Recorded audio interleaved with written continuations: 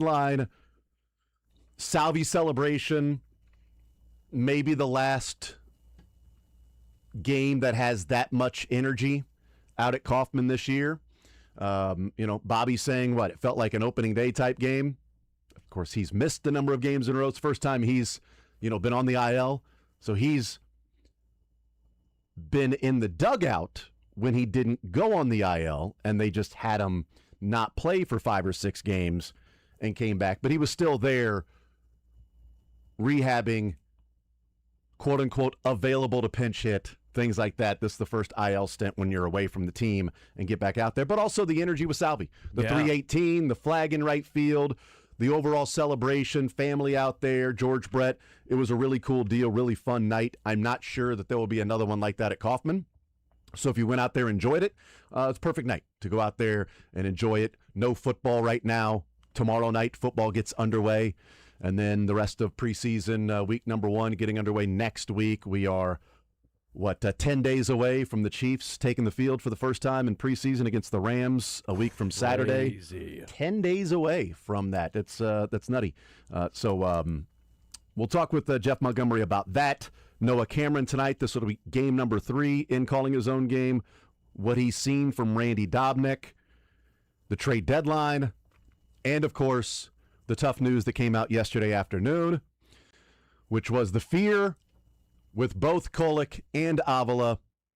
Avila pretty quick. Yeah. I mean, Kolek, the fear had been building up for a few weeks. It feels like Tommy John with Kolek. Avila, forearm tightness, Tommy John. So I got some thoughts on that I want to bring up with Jeff Montgomery. And let's start here. Let's start here with Avila and Kolek, because it's 6 of the 9 guys that they entered spring training with in the rotation.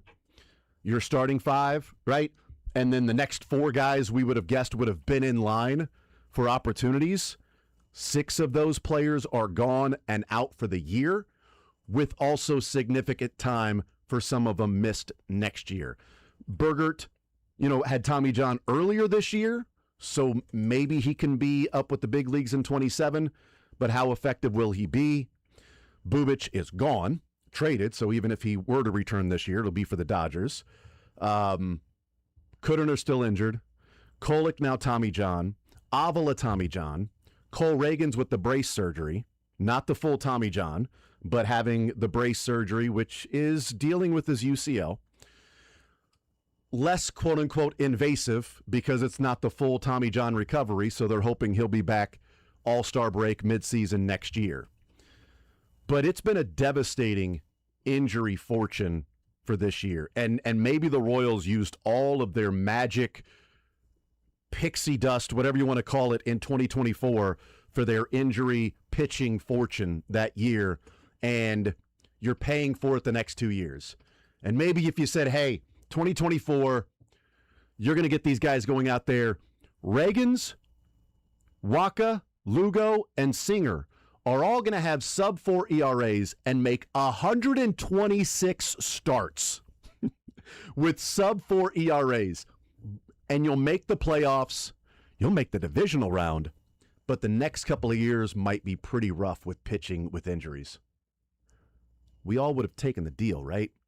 With a playoff, with that season coming off 100 losses, right? And how much struggle it had been, longing for any sense of stability or competitiveness since that 14, 15, 16, 17, and then sort of grasping at straws to get back to something like that. I think we all would have taken it.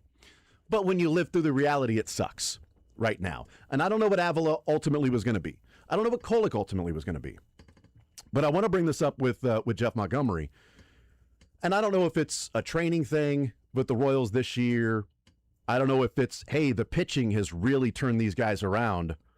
Well, turning them around, is it doing something to the elbow? Pitch shape being different, working in different arm slots, and then getting used to that is wearing down the tread on that UCL a little bit quicker? Is this just something that every one of these players was heading for this? It was only a matter of time. And what I want to know with Monty, one of my theories is with the acceptance And the commonality now of Tommy John, Avila to me leans more into my theory of, I think if there's a question that, hey, there's something going on in the UCL, it looks like it's given a little bit, we're not going to shut you down and let it heal. We're going to get it done. You're going to have Tommy John at some point. So let's get in there, Avila, and get it done. You've got the forearm tightness. Take a look. Something going on. Boom, get it done. Kolick, let's get it done. Berger, let's get it done. I think it is such a common thing now that almost everybody in the big leagues accepts that at some point somebody's good. This pitcher's probably going to have Tommy John. Something going on. Let's get it done. Get it done, get it out of there, put a new one in there, and reset the tread on the tire that you've been throwing max velocity since you were 14 years old. You've been paying attention to the radar since you were 13 and 14 years old, and now you're 23, 24. It's been 10 years of you throwing as hard as you can. Let's get a new UCL in there. Start the clock over. Let's just get it done. You're going to miss a year, but you'll be back rolling again. I wonder if that's going on in baseball because Avila seemed to be pretty quick that it was forearm tightness and now Tommy John today. And did he finish the inning when he had forearm tightness? Didn't he pitch? Yeah, he pitched 3 innings. Yeah. Well, didn't he say he felt something early and then he faced a few more batters? He had they came out and visited the mound, but I thought it was because he had slipped. He had slipped, right? I don't know if it was. I mean, he might have felt it later on, but to me, it was because they were checking on him because he wasn't planting properly, and then he slipped. But then again, when you have a pitcher that's fearful of where his plant foot is going, and he might fall again, then you overcompensate for it elsewhere. And that might have been where he was putting too much strain on his arm. He was struggling. He was getting hit. The mechanics got all out of whack, and doesn't take much when you're throwing that fast. Nope. And added the elevation, so it's a little bit of an increase there too. Is there anything to that theory that I put out there that I think there's an acceptance in Major League Baseball that a pitcher is going to have Tommy John, so let's just get it done and get you a new UCL in there, rehab it, and let's roll? No, I think you're right. I mean, I didn't push back or anything because I just think that is just correct. I think at this point, I think you're right. Think of it as like a tire. Eventually, the tire's going to go. It's gonna the tread's gone. You have to get a new tire. Well, once it starts to go, there's a nail. Do you patch it up or do you say screw it? The tread's already not great. Yeah. There's 25% left. There's a nail in it. Do I try and patch this or just get a brand new tire and then we're good to go for however long the arm tire comp is going to last? Right. I mean, yeah. Eventually, it's going to rain and you're going to be sliding around. And you'll be sliding. So why not slicks out there? Why not just do it now? And I think there's something to that. I think you're correct because it is so. The Dodgers have like 9 a year. The Dodgers have so many. You got a doctor on staff ready to go. Just Tommy John, let's get it done right now. Let's go ahead and open that thing up and get it rolling. But I do wonder. I don't think they're by the substation like the 49ers are. But they seem like a team that has the most. The Mariners feel like they do a pretty good job of somehow not. We've talked about the Mariners pitching staff and being healthy for how many years now in a row? It's been pretty good. It's been pretty good. So to your point of did the pitching staff, how much do they play a role or a factor in this? I don't think you'll know until 5+ years down the road. But it does feel like the Dodgers consistently do that. And they are a team that focuses a lot on max velo and all of that stuff. Now Houston, on the other hand, focuses on spin rate. Yeah. Have we seen a lot with Houston? Boy, I don't know. Hit and miss. They used to be very durable. Didn't early on they lost a few guys. Like it was Houston and Chicago, right? That early on it's like, wow, they've already lost a number of guys in their rotation to start the season. That's an ominous sign. I know the Cubs, like the first 2 or 3 guys, 1, 2, and maybe 3 if I go back and look at it. Remember, but my Steele. To your point, I think there is something along the lines of could pitching staff philosophically play a factor in this. But again, I don't know if there's enough research done to make this a reality. At this point, it's still a theorem. The problem, like I think there would be a correlation causation, Jack, if Bubic was high 90s and Boerigter was high 90s, and you would go, okay, well, look at him. Cole Reagans throws almost 100. Avila is max velocity guy. Bubic, Boerigter, Kolick. But there's only a couple of those guys that are max velocity guys. The other ones are pitchability and working around different things, not necessarily like Boerigter, not 99, 100. Bubic not pitching in the high 90s. Kolick not pitching in the high 90s. because I would look at correlation causation. If you go, well, who are the 3 guys that aren't injured? Cameron, Waka, Lugo. Well, what do they have in common? Well, they're not max velocity.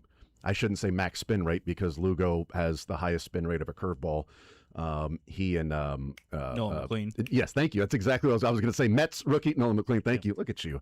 But there's not correlation causation because a couple of these guys have been lost that aren't max velocity guys. Is it just acceptance in baseball that, hey, you're going to have it eventually. Let's get it done. Let's get in there, repair that thing, and take the year off and rehab, and then you'll be ready to go.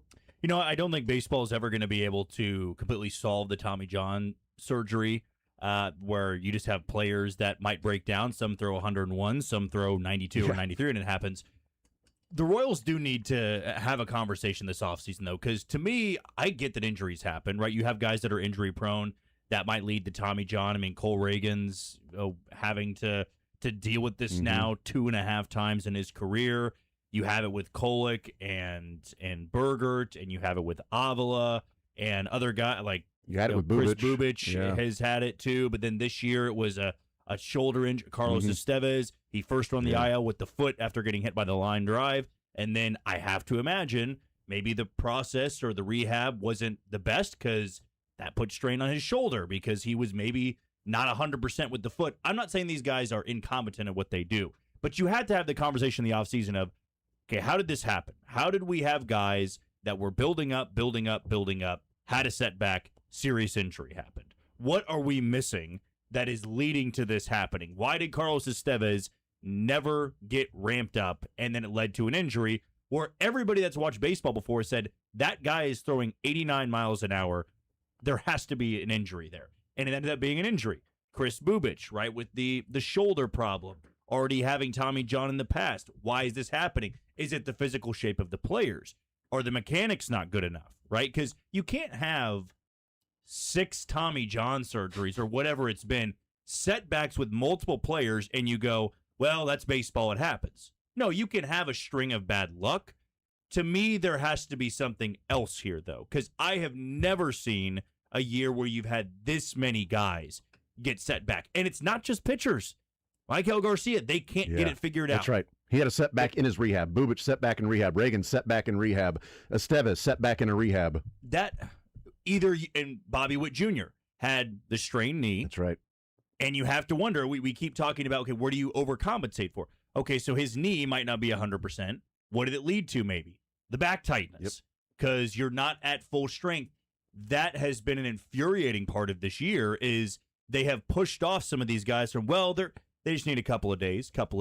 Oh, the pain's still there. Okay, now he's on the injured list. And this has led to, you want to say, well, we actually believe we have the pieces in place here. Okay, well, we know that for next year to be a competitive team, you got to spend a lot of money. The other part to this, and maybe the more important part, is making sure you have much better health. It's not going to be perfect. You're not going to have what you had in 2024, but there has to be a better way of protecting some of these guys because clearly, whether it be the conditioning of these pitchers or it be to your malpractice at protecting these guys and getting them built back up, you failed at that. Otherwise, you wouldn't have 4 to 5 guys that are going to miss a chunk of next year. And it's very easy to say, well, you know, we've been injured this year. And next year, we've got these guys, and this has just been a bad luck year with injuries. Well, we talk about not trading Waka and Lugo. Well, you better be right about that you can compete or be at above 500, be in the conversation in September, not 7 games out of first place. And, well, you know, you get hot, not, 5 games out of a wild card with 4 teams. Like, no, you're a couple games out, and you're a hot stretch away from being in the playoffs. That is what you need to be in September, so you need to be right about that. And if you look at it and say, well, we're just unlucky this year, just happened to be a collection of injuries that, it happens, well, then if it is luck and coincidence, you also have to be right about that. Because if it's not, then what you're doing is going to perpetuate the cycle, but also putting other guys at risk if something's going on that is A leading to B. If it is the difference in, and I know, we talked about, and I thought it was a fantastic development for the Royals, and it still may be, when they got the new pitching philosophy in. It was studying the kinesiology, the connection on the arm, the shoulder, how this person pitches, what his arm and muscles, what the slot should be for him, how his pitch shape. We work on this pitch because it'll match more with what your body does naturally, which will then make you better and B, keep you healthier. This was a big part of that. And I'm like, thank you. The Royals are finally on the newer science that other teams had been at, that they had been lacking because they weren't spending the money to do it. And then John Sherman came in, that people want to call cheap, and they reinvested in all of those things to go and spend the money on that, to study those things, the new pitching philosophy, and it was working. But then if it starts resulting in injuries, is there something going on?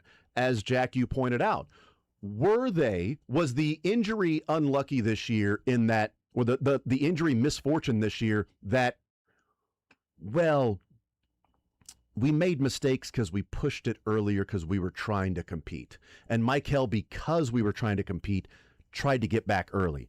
Now that we're out of it, he's taking his time and really letting it heal. Bubic, we were trying to compete. He tried to get back a little bit too early because he wanted to be back in the rotation. Bobby did not want to go on the IL and fought us. And we gave in and said, okay, Bobby, we won't put you on the IL this time. You work through it. You know your body. But eventually, look, Bobby, we're going to put you on the IL because we're 20 games under 500. It's not going to matter. You need to go and get healthy. We're not going to risk anything down the road. Vinny comes back quickly from, the hand injury. And it's like, did you fight to get back early like you did in 24, which had a significant impact because you were coming back for something tangible to play in the postseason? This is coming back maybe earlier or being more aggressive in your rehab to try to hold it together when the boat is sinking and you've got a Dixie cup and you're trying to just you got a thimble and you're trying to scoop it out, scooping out this, our boat is sinking, but I've got this small little thimble. I'm going to scoop it out. And if I scoop quicker, then it won't sink. If I get back quicker from this injury, then we'll be back to competing. Where looking in the mirror, reality is, man, we just signed you to a contract, Michael. Take your time. Bubic, you've had injuries in the past. Take an extra week or couple weeks if you need to, and looking more long-term, but also looking in the mirror and saying, what's reality? Even if Michael comes back, are we good enough to compete? Even if Bubic comes back earlier, are we good enough to compete? And they don't really like looking in the mirror to see reality as if, we've heard them talk about next year. Yeah. And I think that might have been part of this year if it was, let's get him back early and fight to come back, or allowing that guy to maybe force it a little more when maybe they shouldn't have in a year that was kind of lost. And if that's the case, then learn from it. Mm-hmm. But if it's also malpractice, then you have to find that out now and make the necessary moves so that you don't run into your, quote, misfortune and injuries next year again. Well, and to the same extent of my concern, dude, last night, you're telling me JJ's not going, I told you guys, see if these guys get healthy, look, this is who we are. Again, there are pieces on this team. We can acknowledge buyers. That. But we should have. You can look at go. We should have a 4-game winning streak against the Twins right now if we had a bullpen. Don't you think JJ's thinking that right now? No, this is who we are. Look. Kyle Isbell was healthy, got 2 hits. He literally said it the day before, so yeah, I can definitely hear him in his mind saying there in the. And that's my frustration. He sees this team, who's 47-67. Have a nice win over the Twins where they win 8-2. Great game. It was awesome. It was very fun, enjoyable, all of those things. And I feel that he believes that is who this team is every single day.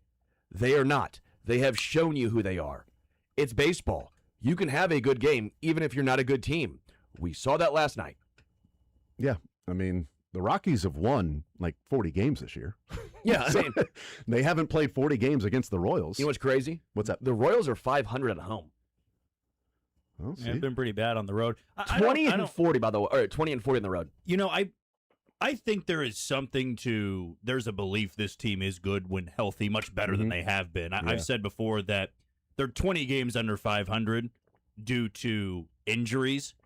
but they're a team that is, 10 games below 500, 5 games below 500 with a full complement of players. Yeah. That's what, it's not the injuries alone. The injuries have made them much worse than they probably would have been, assuming they stayed healthy.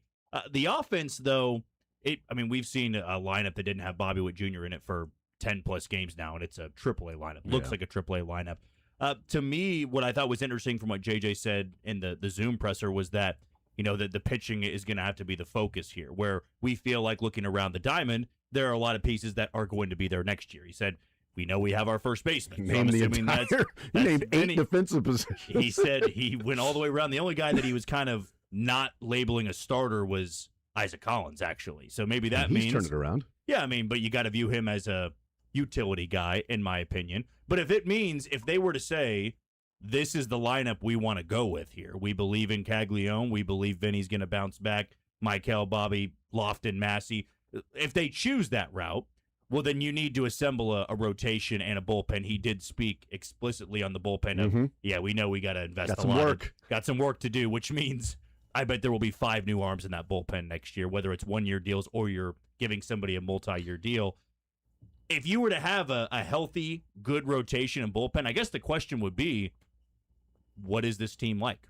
Are they a playoff team? If you were to have the lineup you had last night with Michael back in there and Vinny at first, Isbell in center, Cags in right, Collins in left, full rotation. I don't know who you'd pick out there, but let's say a legitimate 1, a good number 2, Lugo, Waka, Cameron, 5 new bullpen arms. Is that a team that's 85-77, or is that a team that's 75-87? Well, the bullpen part of it, I do think is a big piece because, again, we go back to a team that has lost 20 games this year when leading after the 8th inning.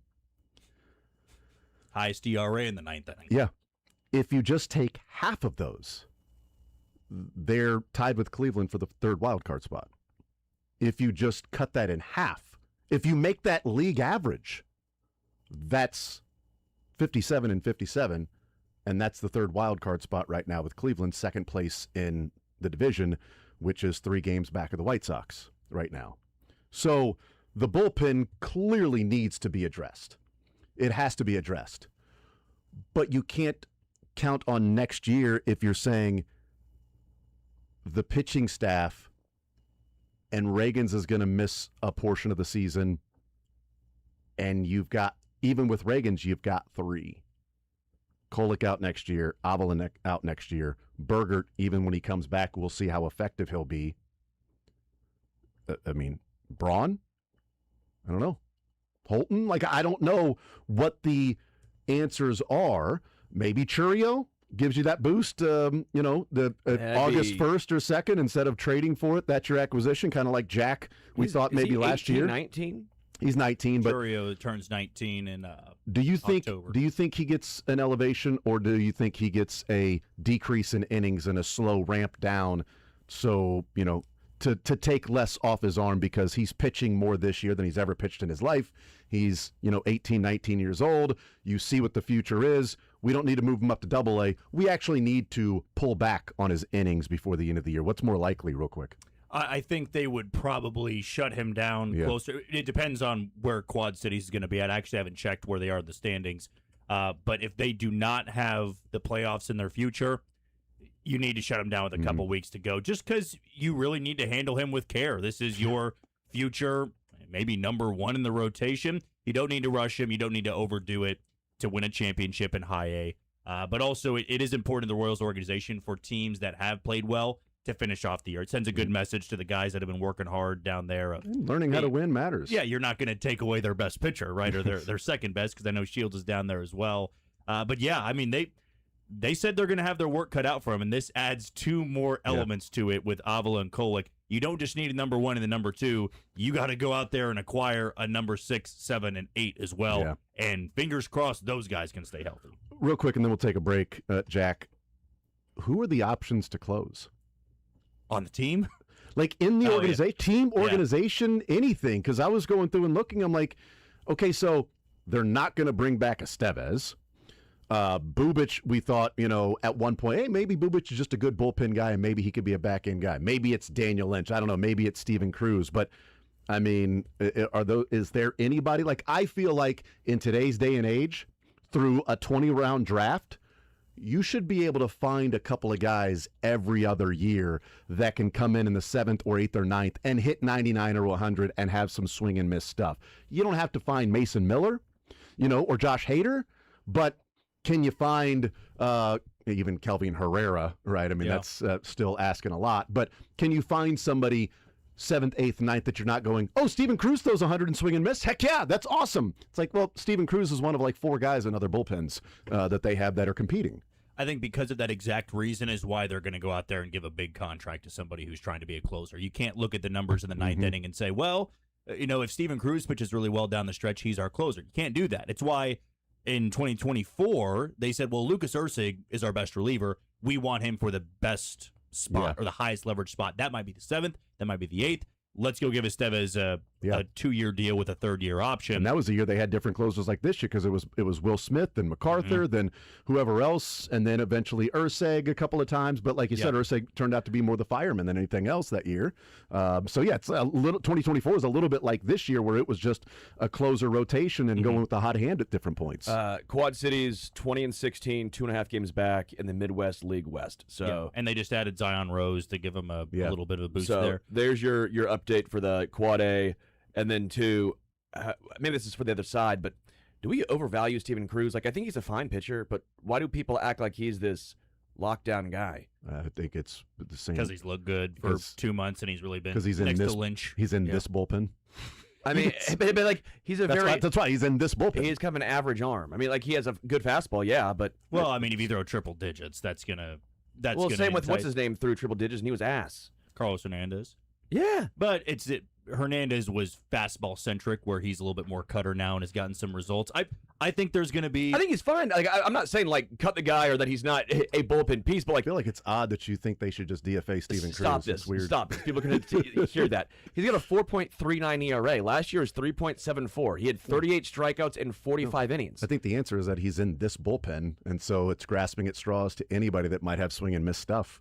You're watching Strom and Schreiber and other guys go out there, and there's a guy that goes out there and pumps it in 100. You're like, okay. No, I think that's why. I think he's a fine piece. I'm totally cool with him being in the bullpen next year. I just feel like I've seen too many people overvalue Steven Cruz and act like he is. Can he be the 7th of the HDH? The 7th inning of HDH can be Steven Cruz, and you go and pay for a 9th, and you find an 8th. Maybe it's Daniel Lynch. Who knows?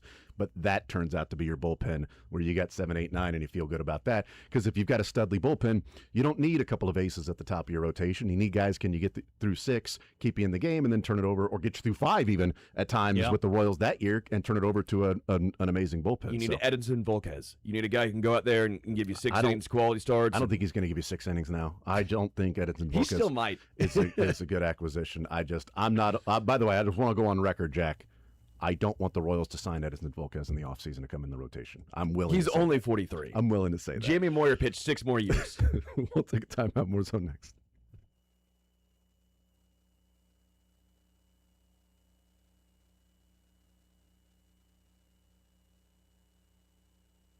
We are talking baseball. We are talking FanDuel. And FanDuel is giving new customers up to $1,000 in bet resets. Here is how it works.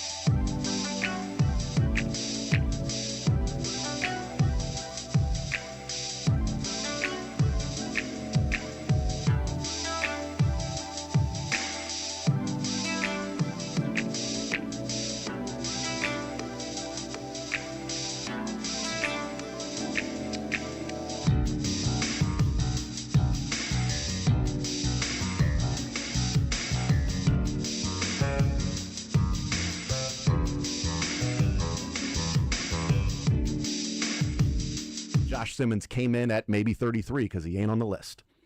So we'll hear from Josh Simmons. I'm assuming he came in at 33 and they just had to cut it off at 32. I don't know. There were some guys on that list that had some injuries too. So I think that's interesting that we're still looking at it here, but the national view of Josh Simmons is still I say less question mark, more of more doubt, it feels like. Like, I think around here there's optimism with the obvious question mark of, can he be relied upon? But when he's out there, pretty damn good. But I feel like nationally it's more like, I'm not going to give him his props until I see it for more than 8 games in a season. And he missed almost all of the senior year with Ohio State, so he's been injured. So is he not ranked in the top 32 in issue? Not really, because it's right tackles and left tackles. Yeah. So if it was only left tackles and you're talking about 32 teams with the starting left tackle and he doesn't come in the top 32, I'd have more of an issue. But you know what? He left the team for 4 weeks last year and then was injured. So yeah, go out and earn it. Go out and earn your reputation. But I feel confident when he's out there that he's one of the top 32 tackles in the NFL. So, but we'll hear from him. We'll hear from DeMarcado, and we'll hear from Harrison Butker when they get to the podium. Khalil Benson running with the ones. You know, we talked about this with Todd Lebo yesterday. You know, him being up there at camp, and asked him, you know, you're there watching. Is this a positive for Benson or is it a negative for Jalen Moore? Do we view this as, okay, this is good news, or, oh boy, you know, this is interesting?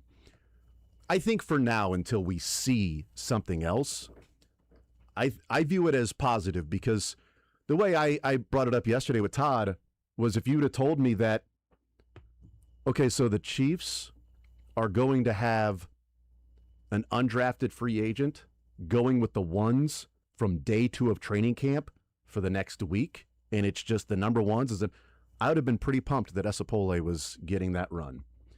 It's not him. It's Khalil Benson. And if you've got the choice of Jalen Moore, Esapole, who is playing more left tackle with the 2s, Jalen Moore playing with the 2s, then I don't think it's hey, we're just going to give the reps to this guy. Because Andy Reid and the Chiefs, we can learn about the future and the present by looking at the past of what they've done. They don't throw guys out there with the ones to, hey, let's just get this guy some reps. Early on in camp, they're establishing who their starting offensive line is. Like, Khalil Benson is the starting right tackle for the Chiefs right now. Week 1 against the Broncos right now, Khalil Benson is starting at right tackle. I agree, but I find it so fascinating. How did it get here? Like, he was an undrafted guy. He was undrafted, and he wasn't even signed as a UDFA. It took, what, like 10 days? He was a rookie minicamp invite. Yeah, and so he was a tryout candidate. He got a decent chunk of change. They brought him into minicamp as a tryout. Yeah. He then had to make the team, like Xavier Lloyd. That story is like, wow, Xavier Lloyd made it to minicamp out of a tryout. Khalil Benson, the same thing. He was brought in for a tryout, not even a UDFA. Yeah, and so I've been enamored by the entire story, because no team signed him as a UDFA. No team signed him. Didn't draft him, didn't sign him, and the Chiefs offered him a tryout. And now he looks like right tackle 1. Like, I mean, this is clearly a meteoric rise, but what happened? Like how did it get to this point? What behind the scenes? Was there a case of 7th round rolls around and his agents tell teams, hey, don't draft him, he'd like to be a UDFA? Well, then he doesn't get picked as a UDFA. Yeah. I mean, the entire situation is... The only theory I can go off of, and Matt Derrick brought this up, I think, with us on Friday, and I think it's as good a theory as any, in that the big issue on him was he had terrible technique. Like, yeah, he played at Indiana and won a national championship, was starting right tackle, but was doing that more with natural, arm length, body, but the technique is going to get exposed in the NFL. And teams were like, yeah, that's not going to play. He's got experience, but there's a lot of players in Power 5 teams that played a number of years that aren't NFL players. And Matt Derrick's theory is, okay, so the season ends, that's everything he hears is your technique is awful. Okay, so he goes in the offseason, that's all he works on and gets coaches and technique and technique and technique.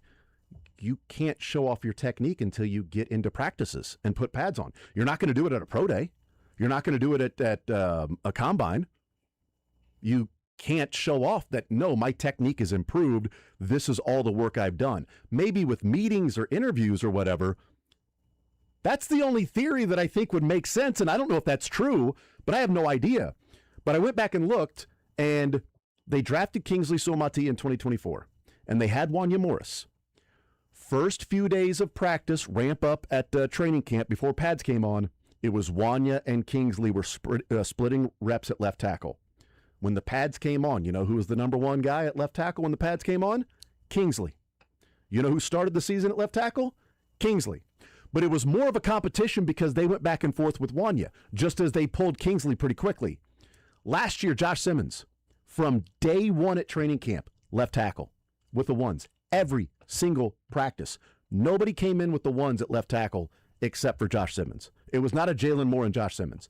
And in 2021, the last time I can go back to something that was a positional battle, day one of training camp, Trey Smith was working in with the ones. Day 2 and 3 of training camp, Trey Smith was only working with the ones and nobody else was working in at right guard. And Trey Smith started at right guard. If we look at what Andy Reid and Andy Heck have done, they have told you in the past that right now Khalil Benson against the Broncos is your starting right tackle. It concerns me a little bit because they are paying Jalen Moore a good amount of money, more money than a swing tackle should be making. And you go back to last year, I thought that they signed Jalen Moore to be that immediate replacement, like at right tackle. If it wasn't going to be or left tackle, because they signed him before they drafted Simmons. So it was okay. This will be your stopgap. Left tackle, you're just going to pay him a little bit of money. He's been serviceable. He filled in San Francisco just fine. Let's run with that. And then we will invest in that left tackle next year. Then Josh Simmons was pretty good. He eventually had to fill in for Josh Simmons. But this is a different story. This is one thing if you brought back Jawan Taylor and Jawan Taylor beat out Jalen Moore, because that's a guy who's been starting at right tackle the last couple of years. This is a guy who, as you guys brought up, he was not a UDFA. He was a rookie tryout. And him beating out Jalen Moore is a great story, and I'm hopeful for the guy. I'm rooting for the guy, but I would be concerned about, what that's going to look like in week 1, because with Kingsley, we had the same conversation, and he was actually a day 2 pick, right? Well, maybe that was more, we should have been more, we should have had more skepticism with that because he was rotating with Wanya Morris at left tackle. Versus not a serviceable tackle. Versus a guy who filled in and was backing up Trent Williams for a number of years, and then filled in last year, I think, admirably at times, especially against Detroit when he got told that day after having the child the night before. That was yeoman's work that he put in that day, and that's the guy he's competing with and is starting in front of, not Wanya Morris and Kingsley. Should have been the first indication about how bad left tackle was going to be that year. Yeah, I mean, yes, there's way more of a floor with Jalen Moore versus Wanya Morris. I also think it's a sunk cost. I don't. Oh yeah, with Jalen Moore. Yeah. Yeah, I the contract at this point doesn't matter. It is what it is. I get it. You'll be judged on that by the fans and production-wise, but when it comes to who's the starter, it shouldn't matter. Whether you are a UDFA or a first-round guy or a highly paid guy, who's the better player? Yep. And honestly, for KC, it's better that the cheaper player wins. I agree. That's what we talked about. I just thought it was going to be Esapole. I mean, it was it right after the COVID year? Because it was the Trey Smith draft when they took him sick, and then it was kind of the similar story of he was battling with LDT and Kyle Long originally. Kyle Long, that's right, and I think LDT was there, but Kyle Long, and then Kyle Long got injured right before training camp. Yeah. But then it was I can't remember who Trey Smith, like the first couple of days where it was non-pads ramp up, that it was like this guy and Trey Smith at right guard, and then day 3, because I went back last night and I just looked at all of the Chiefs beat reporters on Twitter and looked up, all of the tweets that involved Trey Smith and went all the way back to 2021 in the every day somebody had something about Trey Smith, and it was like first couple days working in, and then after that it's one's Trey Smith, one's Trey Smith, one's Trey Smith, one's Trey Smith. It was pretty quick that they said this guy's our right guard. And it worked out. If Khalil Benson is somebody that they believe can take this job from day 1, it's not that they're just so low on Jalen Moore. It's probably because they believe this guy can be a legitimate right tackle. Not to mention, your future Hall of Fame quarterback is coming off a serious knee injury. You can't get that wrong. I know that Josh Simmons has to be great because he's protecting the blind side, but it's not like you can just throw away and have an experiment at right tackle. No, I believe that Benson has been better than Jalen Moore. He's a big frame. He's got long arms. And if that footwork has improved, then I got to trust the Chiefs on this, that they've kind of done it before with, Kingsley, it didn't work out at left tackle, but then they moved him to left guard, and they traded away Joe Thuney, and Kingsley was pretty good last year. And I should point out, too, that looked up with Kingsley last year. So 2024, it was, pads came on, it was Kingsley, but it was he and Wanya that were battling. Last year, 2025, right out of the gates, it was Simmons. It was Kingsley and Caliendo the first couple of practices, but what happened when pads came on? Is Simmons and Kingsley. Simmons and Kingsley. Simmons left tackle, Kingsley left guard. Once the pads came on, that was your starting offensive line. Andy Reid and Andy Heck have shown us in the past in training camp, when the pads come on, who's running with the ones are the guys who are the ones right then. Not guys running with the ones to, hey, let's see what he can do. Let's get him some reps here or there with the ones and see what he can do. They don't do that. And O-line specifically, because wide receivers, you'll rotate, and you never know with injuries, obviously, that will play a running factor. back from Brashard Smith was running with the ones at running back. Okay, whatever. Cornerbacks, I think, even to the same extent right now, especially with Mansour Delane with the injury, so, and Fulton with the back and forth. Yeah. So it's a good distinction. Offensive line specifically, they have told us. Yeah, so I just want to make sure we're on the same page there. No, that's a good distinction. We'll take a timeout, come back, continue rolling more zone next.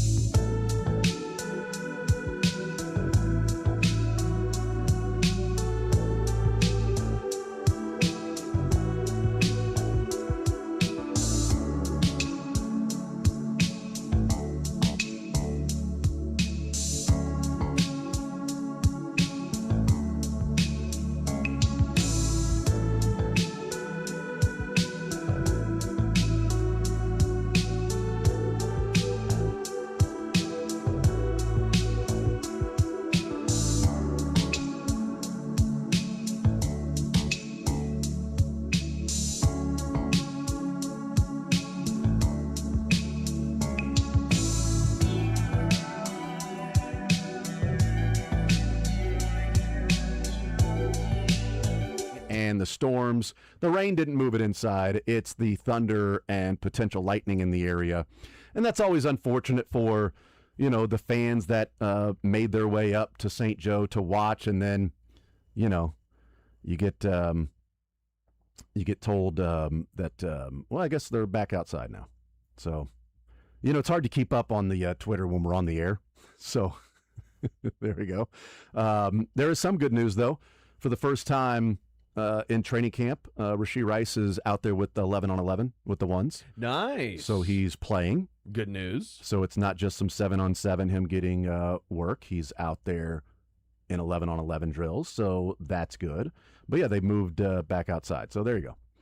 All right.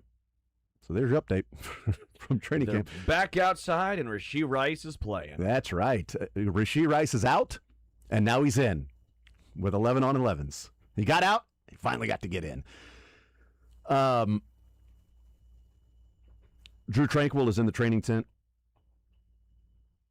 So I haven't seen an update as to what maybe that is. In regards so we'll to? See. Yep. So there you go. Not practicing today, Xavier Worthy, Cyrus Allen, Ashton Gelati, Omar Norman Lott, Christian Fulton. And then Matt Derrick said, I did not see Drew Tranquill, but that could have been an oversight before they went inside.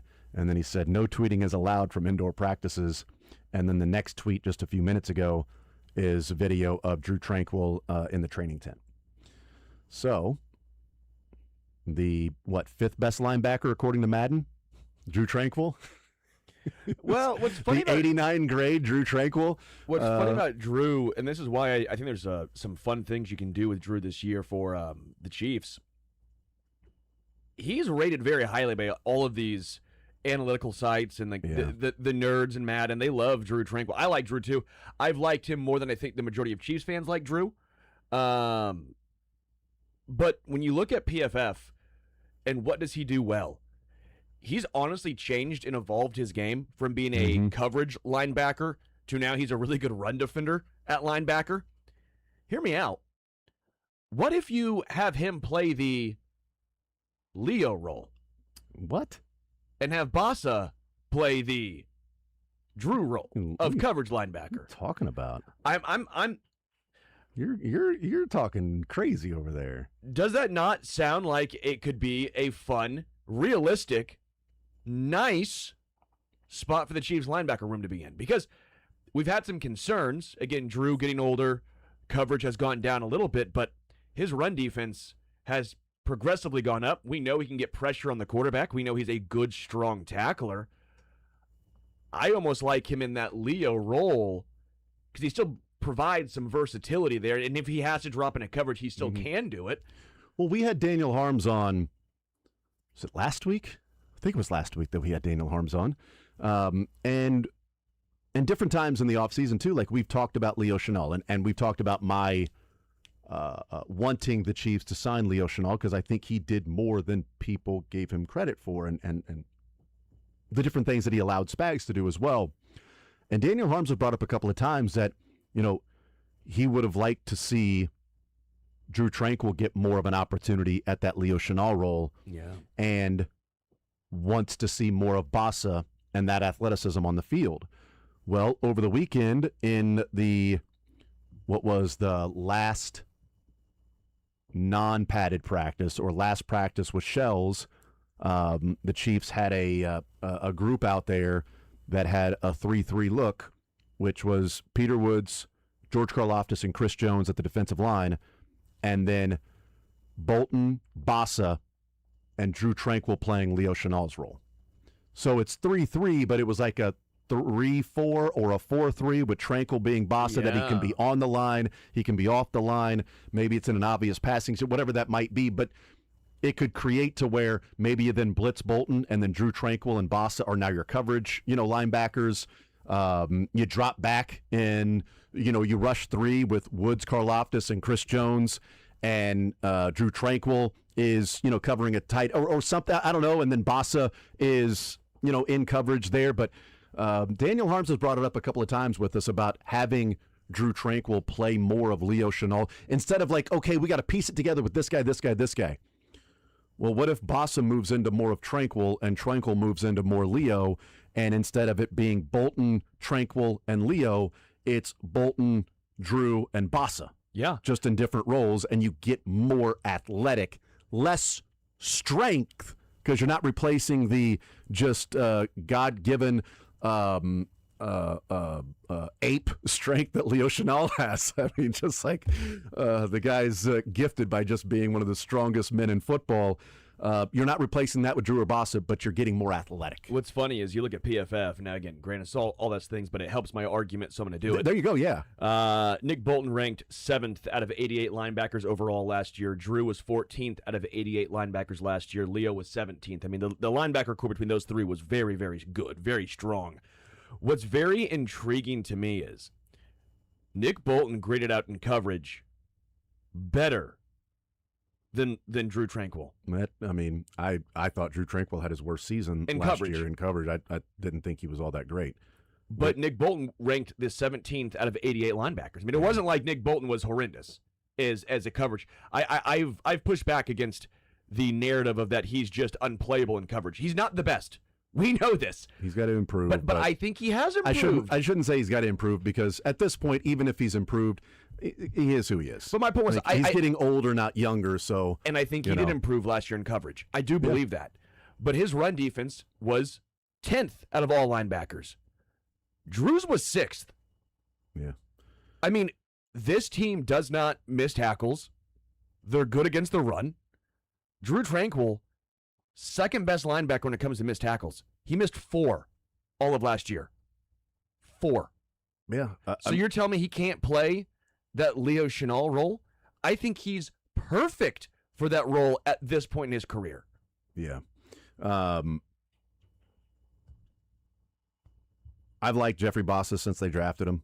I would like to see him get more run last year when guys went down, when Leo Chenal went down. And so I like that he's getting more of an opportunity in camp right now because we keep using the J.J. Piccolo line with different teams and sports because it's like, well, somebody's got to play linebacker. You've got Bolton, Tranquil, Cooper McDonald, and Bossa. Well, like somebody's got to play, when you have linebackers. It can't all be Bolton and Tranquil and then, I don't know who after that. Like somebody's got to be, if you have 3 linebackers out there, if there's Cooper McDonald or it's Jeffrey Bossa, like somebody's got to fill the role of Leo Chenal. And maybe it's piecing it together, but I like the idea of let's see if Drew Tranquil can do that. And then Cooper McDonald maybe is the guy behind a Nick Bolton. Or Cooper McDonald is the 4th linebacker if somebody goes down. If Drew Tranquil goes down, okay, Cooper fills that Leo Chenal role maybe a little bit differently than what Drew did. Bossa goes down, okay, then Cooper McDonald maybe has to fill that Leo Chenal role and Drew Tranquil slides back to where Bossa was. Nick Bolton goes down. Is Drew the green dot, or do they feel like Cooper McDonald is smart enough now to be the green dot? Who knows? But him being more of that moving them around but being the 4th linebacker, but getting athletic out there and being able to run. The linebacking core was slow and aging and battled some injuries, and that's why I talked about I thought there was a chance they were going to move on from Drew Tranquil, and they were going to. But instead, they restructured the contract. He agreed to take a pay cut to stay with the Chiefs because it was take a pay cut or we got to let you go. You drafted Bossa for a reason. See what you have in him. And if it's not him, then you need to find an answer quickly. Yeah. Because the linebacking group is still worrisome, still a concern to me. And we talked about that when we went through and ranked our positional groups pre-training camp. Yeah, you and I differ slightly, but still. Yeah, the linebacker group we all had near the bottom, if not the bottom. And if Drew Tranquil is filling in more of that Leo role and Bossa is stepping up and looking stronger than a guy that was really a safety playing in the box and getting pushed around, if he's taking on guards and centers and shedding and moving, a little bit better and more of an opportunity to play. Haven't heard much about him from training camp. Yeah, the only things I've seen from him, and it's all video, right? No, of course. If I was out there, I'd probably be watching closer and like, hey, I want to see what Bossa does on this play without watching like a video. There was one video to where Trey Smith and Creed were pulling, and Bossa took on Creed, hit him, stood him up, shed, and then went and wrapped up Kenneth Walker in the backfield. It was one play. Yeah. It's the only one I've seen so far. So maybe that's the only play that he's made. And then also the people tweeting out about the 3-3 defense with Chenal playing Leo and Jeffrey Bossa. They see the 3-3 and FAU goes, wait a minute, I know this. I'm aware. I'm aware of this 3-3 defense. Coach, can I teach this? Yeah. I can help you with figuring these things out. I can help with the Pam-Panned situation. The Pam-Pan situation here. It's a Pan with a D, right? 2 M's. 2 M's? Is it 2 M's? Okay, well, now the tuxedos are just weird. Now it's just weird. So the Chiefs just have some options. I mean, it's where are you better? With Cooper the Leo role because Drew's better than Bossa in coverage, or is Bossa better in coverage than Drew, and Drew is better than Cooper? And they at least have options. It's not like this is the worst case to be. I mean, it's not the ideal situation. As long as they stay healthy, but Drew Tranquil in the trainer's tent isn't ideal. That's not ideal. Yeah. That's but if they stay healthy, suboptimal. If they stay healthy, this is not this brutal linebacking room. I don't see that. I get concerns, but they have options, and I'm choosing to trust Spags, who I think you got that shirt in Spags you trust. I do, and I trust him. He's earned that right. Yeah. There's video in 11-on-11 of a deep touchdown to Travis Kelce. Got both feet in, and the thing I see here is, you want to get these things out of the way. A clear coverage breakdown because Kelce runs right down the middle of the field unguarded. You've got, I think it was Christian Roland Wallace that stayed out to the left, and Alohi Gilman was in the area and then turned his hips and ran to the right. And Travis Kelce just runs untouched down the seam, and Mahomes throws it to him, and he gets his feet in the end zone. And it's like, Everybody's like, oh, Kelsey, great catch. I saw Kelsey not being guarded and Alohi Gilman run to his right where it looked like maybe that was his area. Or whose mistake was that? Yeah. Did Alohi Gilman make the mistake and read it wrong? Or did whoever was to his left make the mistake and was supposed to drop back into that area? Or was a linebacker supposed to? Who knows? But you want to get those out of the way now. Get the mistakes out of the way now. And so when you get out there on the field, you feel better about what you can and maybe can't get away with. And watch the tape and see what happened on that particular. I like defensive breakdowns in camp because you can go to the film immediately and fix it the next day. Defensive breakdown in a game, you got to wait the next week to fix that, and that can cost you a game. Wow, that's a 30-yard touchdown on 3rd and 8. That 4 points. I will say the other position group I've not heard a lot about in training camp. It has been a lot of Khalil Benson, Patrick being Patrick. Yeah. Wide receivers, obviously, we talk about because that's the fun one to talk about. We've talked corners, heard about them. We heard about Peter Woods on the D-line. Right. Good, yeah. We've not heard much about the backup tight ends. Yeah. The concern remains the concern. Seen some drops from Noah Gray. That was my point. Like, nothing good. My point is the concerns remain the concerns when it comes to backup tight ends. Yeah. We need to take a timeout. We'll do that. We'll come back, and I believe we'll hear the Chiefs on the other side of the break. We continue rolling on this Wednesday edition. Jeff Montgomery comes up at noon. Mick Schaefer, 1 o'clock. More Zone next.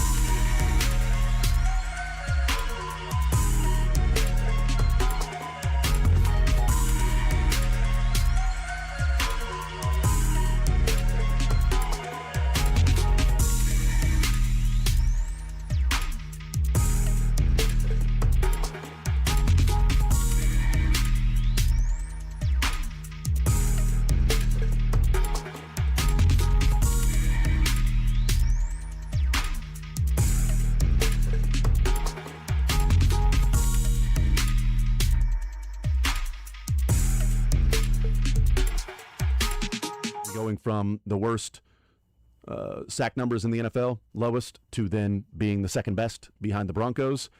You've already got the issue with the DV going on with one of your pass rushers, and Jalen Walker tears his ACL yesterday in practice. And you knew it was bad early on. Like, you see the reaction of players and you see the reaction of teammates. We saw it with Shamar Stewart with the Bengals, and that turned out to be maybe best case scenario for what it looked like in a really bad hyperextension for Shamar Stewart. But Jalen Walker staying on the ground and then immediately getting put in a cart, and the teammates coming over to him, and them stopping practice for the time being.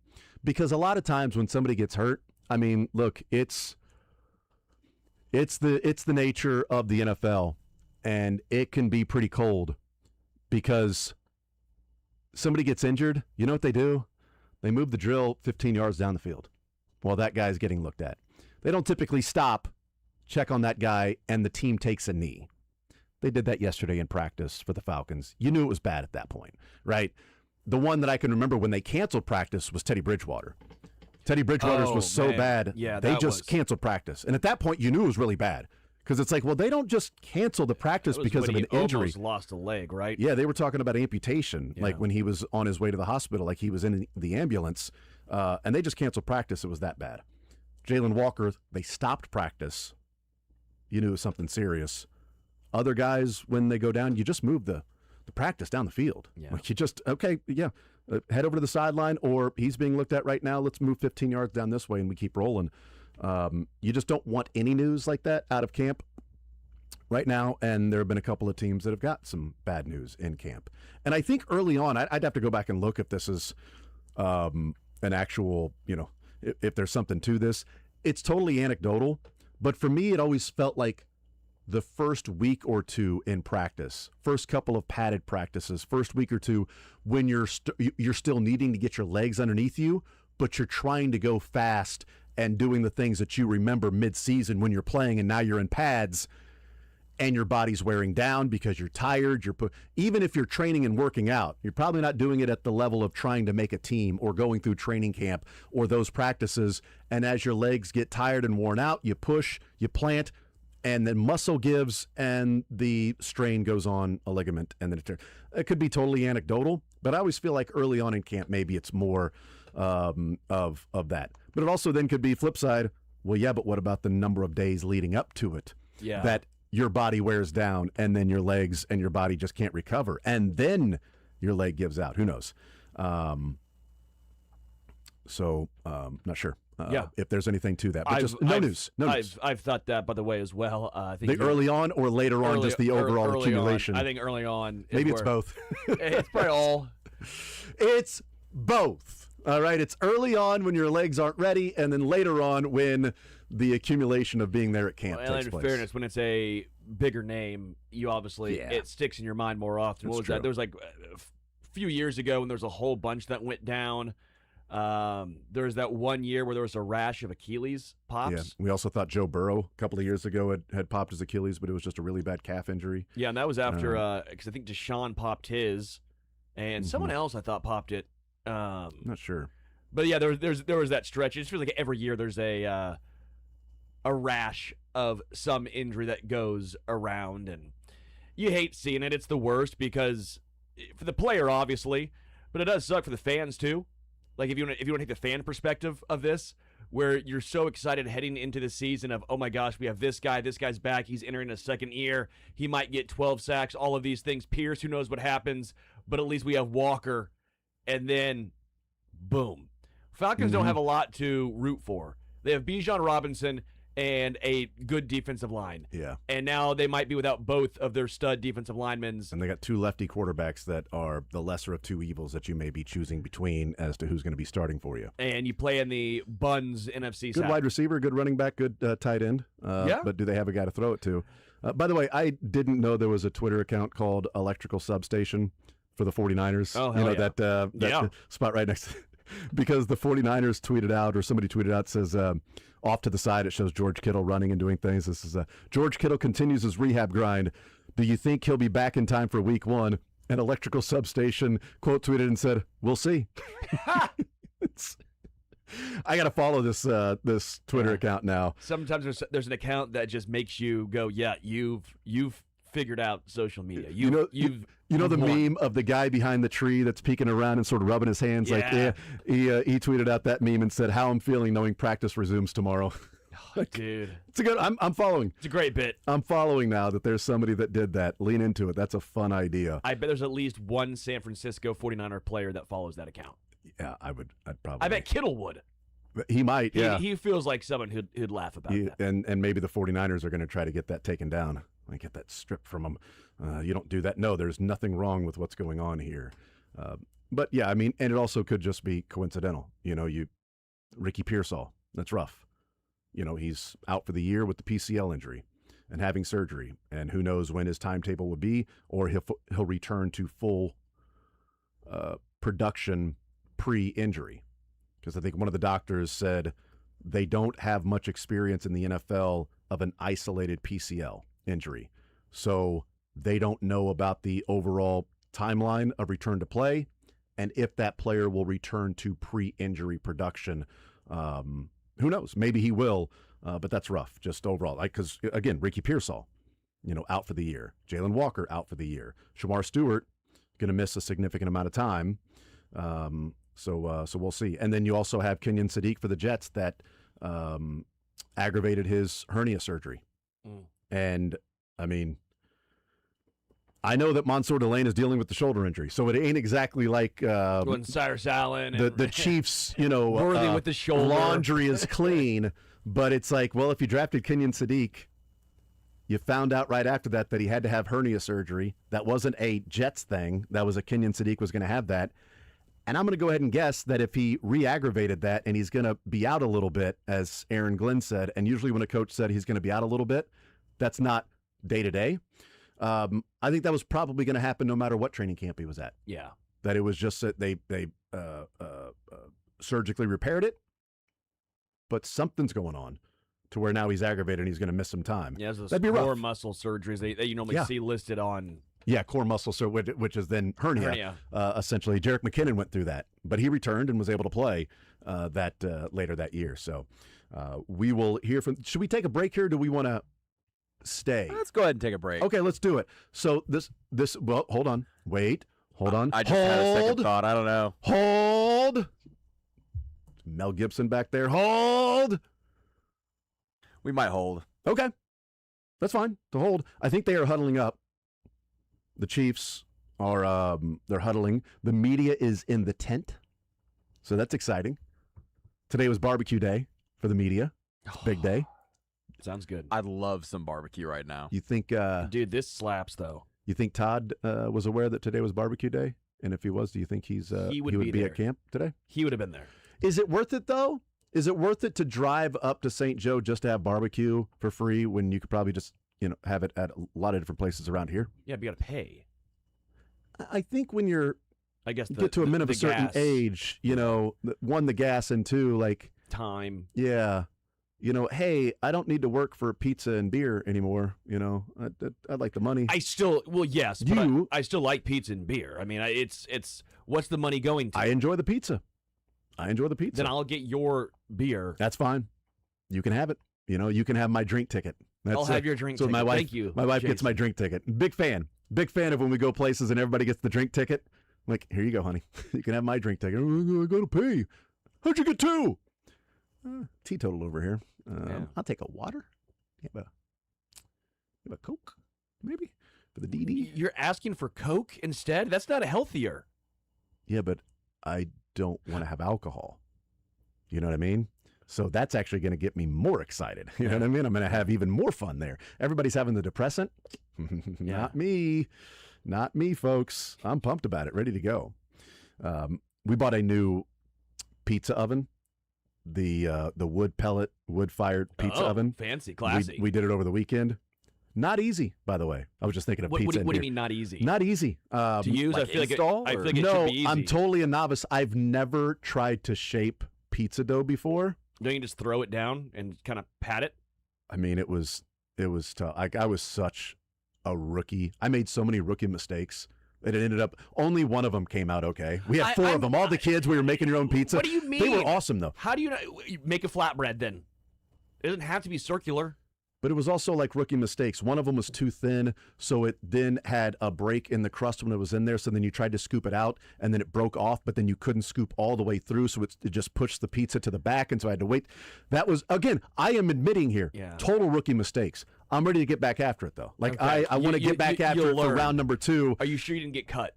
Are you sure that they didn't see you and go, you know what, we can't even work with this? Thing is, though, you don't want to stack bad days on bad days. No, you can't do that. If you have a bad day, turn around and have a good day, it's better you're learning from it. Don't make the same mistake twice. And I made about 10 of them that I don't think I'll make twice. The issue is, too, when you make pizzas at home, there's a tendency to put on too many toppings because you find yourself saying, well, I want some of that and some of that, and let's put some of that on there. And then what happens?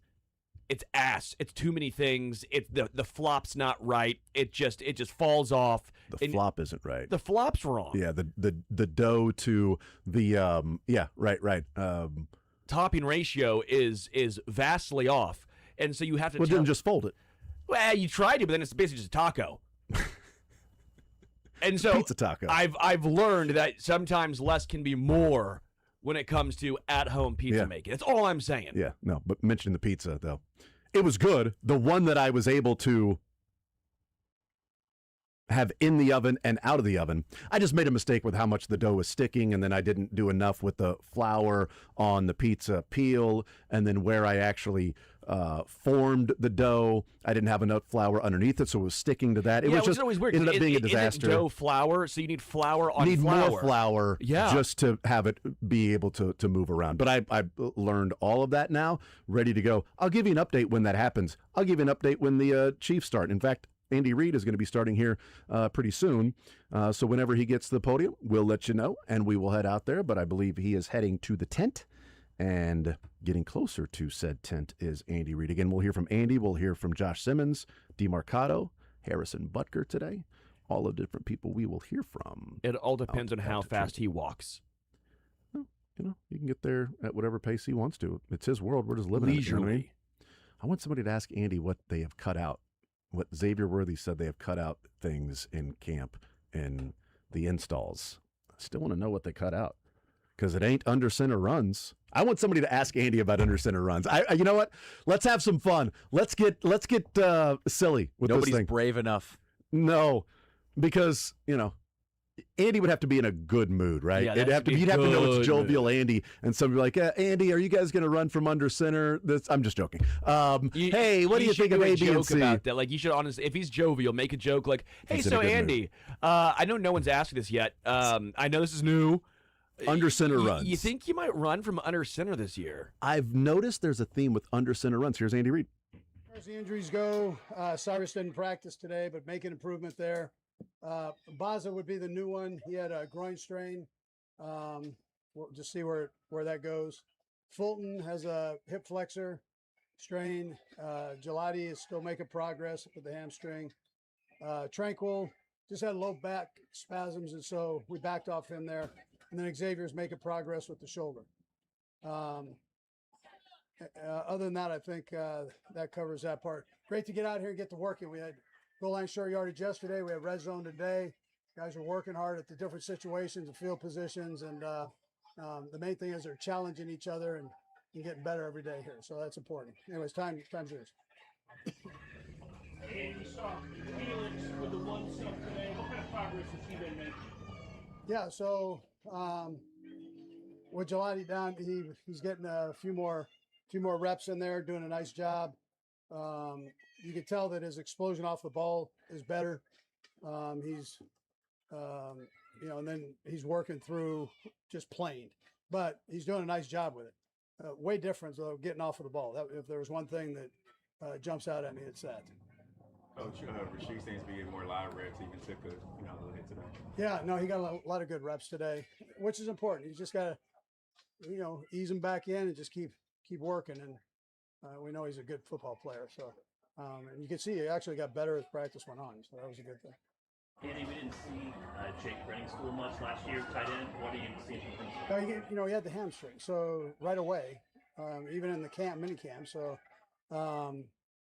it's great that he's back to back in some practices here, and then you get a chance to see what he's all about. He's a good receiver, and you know what? He's stuck his nose in there and he's blocking, and my hat goes off to him. You got to keep stacking them, and that's his challenge right now.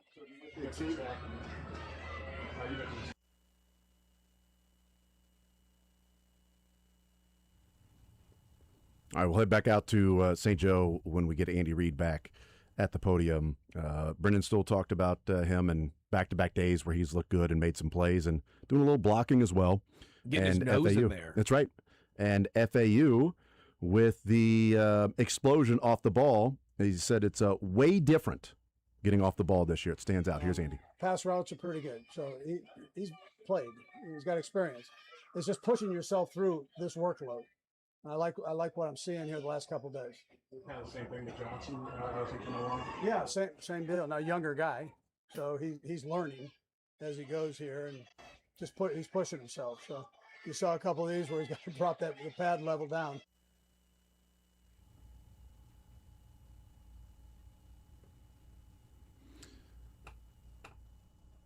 Still working on getting it connected there in St. Joe with Andy Reid. I'm not sure who he was talking about there with getting the pad level down. I think it's just a good general rule. Get your pad level down. Yeah, that'd be nice. Right? I think you should do that. Maybe you're talking to everyone. I think you should do that. Yeah. Michael is saying break. Okay. Then Michael's got some work that he's going to be doing behind the scenes there. We will break. We'll come back. We'll hear anything we missed. We'll bring it to you right here on Sports Radio 810.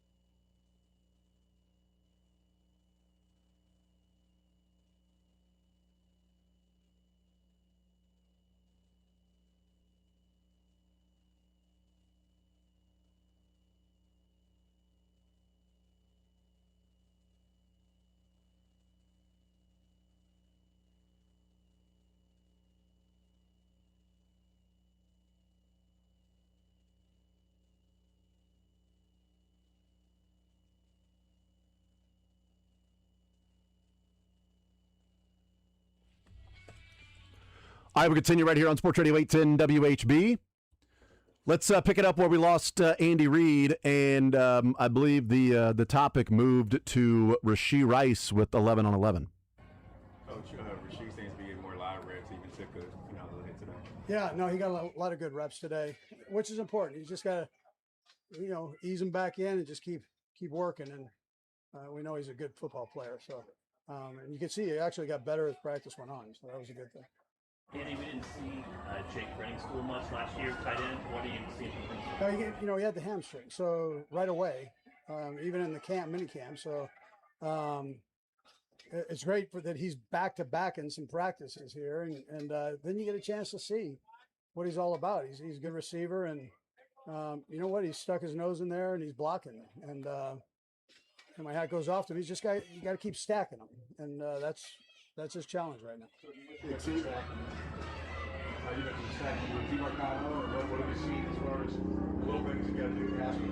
Yeah, so I like the pass protection. I like the way when he's not going to bounce anything or do that. He sees it and then he lowers it and he hits it, and in the run game, and I think that's important. Pass routes are pretty good, so he's played. He's got experience. It's just pushing yourself through this workload. I like what I'm seeing here the last couple of days. Kind of the same thing with Johnson as he come along. Yeah, same deal. Now younger guy, so he's learning as he goes here, and he's pushing himself. So you saw a couple of these where he's brought the pad level down. You go in high at this level, and you're going to get rearranged, and you don't want that to happen. Xavier and Cyrus down. What have you learned about some of your younger receivers, like Andrew Armstrong, for example? Yeah, I like what Armstrong's doing. Big kid, strong. Looks like the quarterback trusts him, both of them, the top two guys. They trust him on his route running. He's got good speed for a big kid and good transition. He's not stiff coming out of breaks, and that's important. Then Jimmy's the other one. Jimmy is same thing. He's really shown the last few days here, and that's important for him and his job. With Josh and Kingsley working that line, not as much work as you would like last year, but now they're really getting the full ramp-up process. What are you seeing out of that left side line in your life? Yeah, you can see him communicating. Kingsley does a nice job with that, making sure Josh gets all the calls and everything, and so the more they play together, the better it'll be. And they're both very gifted, and so athletically. And it's just a matter of the techniques, fundamentals, all that stuff, and they work like crazy. And Heck does a good job working on those guys. Andy, one trend that's going on in the league is more teams are having GoPros on the top of the quarterback's helmet. I guess you'll just get a better sense of what their progression and view is. Have you ever considered putting a GoPro on the quarterback's helmets? Yeah, I stand back there. I'm a versatile GoPro.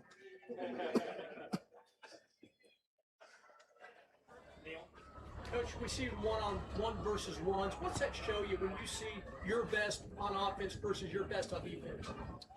I like the way they work. They know how to work without falling on the ground and doing that bit, but yet they're still coming and bringing it, which is important. They're willing to work, and they work against each other, and they do it the right way. So I appreciate that. Coach, on Josh, you remember back in camp talking about where his weight was, where he'd like to be. How's he doing weight-wise? What do you see? Yeah, so he put on weight in the offseason. He's been able to maintain it, and I think it'll help him. Just not that he couldn't do it at the other weight, but this gives him a little bit more lead in his pants, and it pays off for you. Over time, it pays off for you during the season. Nate, close it up. With Drew being out today, look to see like Jack Cochran was just a lot more active. You learn anything about him as he sort of grows in his Jack career? knows everything. Jack knows all the positions. He knows everything. He's a good special teams player on top of that. So you feel comfortable as a coach putting him in any of the spots, and he knows that part of it. So you need a couple guys like that out there. All right, good. All right, there's Andy Reid, and I don't think he's in favor of the GoPros on the helmets of the quarterbacks. He himself is as he said, a versatile GoPro. He's seeing what's going on in the field. He's not needing the GoPro to show him what the quarterbacks are seeing. And really, the GoPro, is that what the quarterbacks are seeing, or that's just the way the helmet is facing?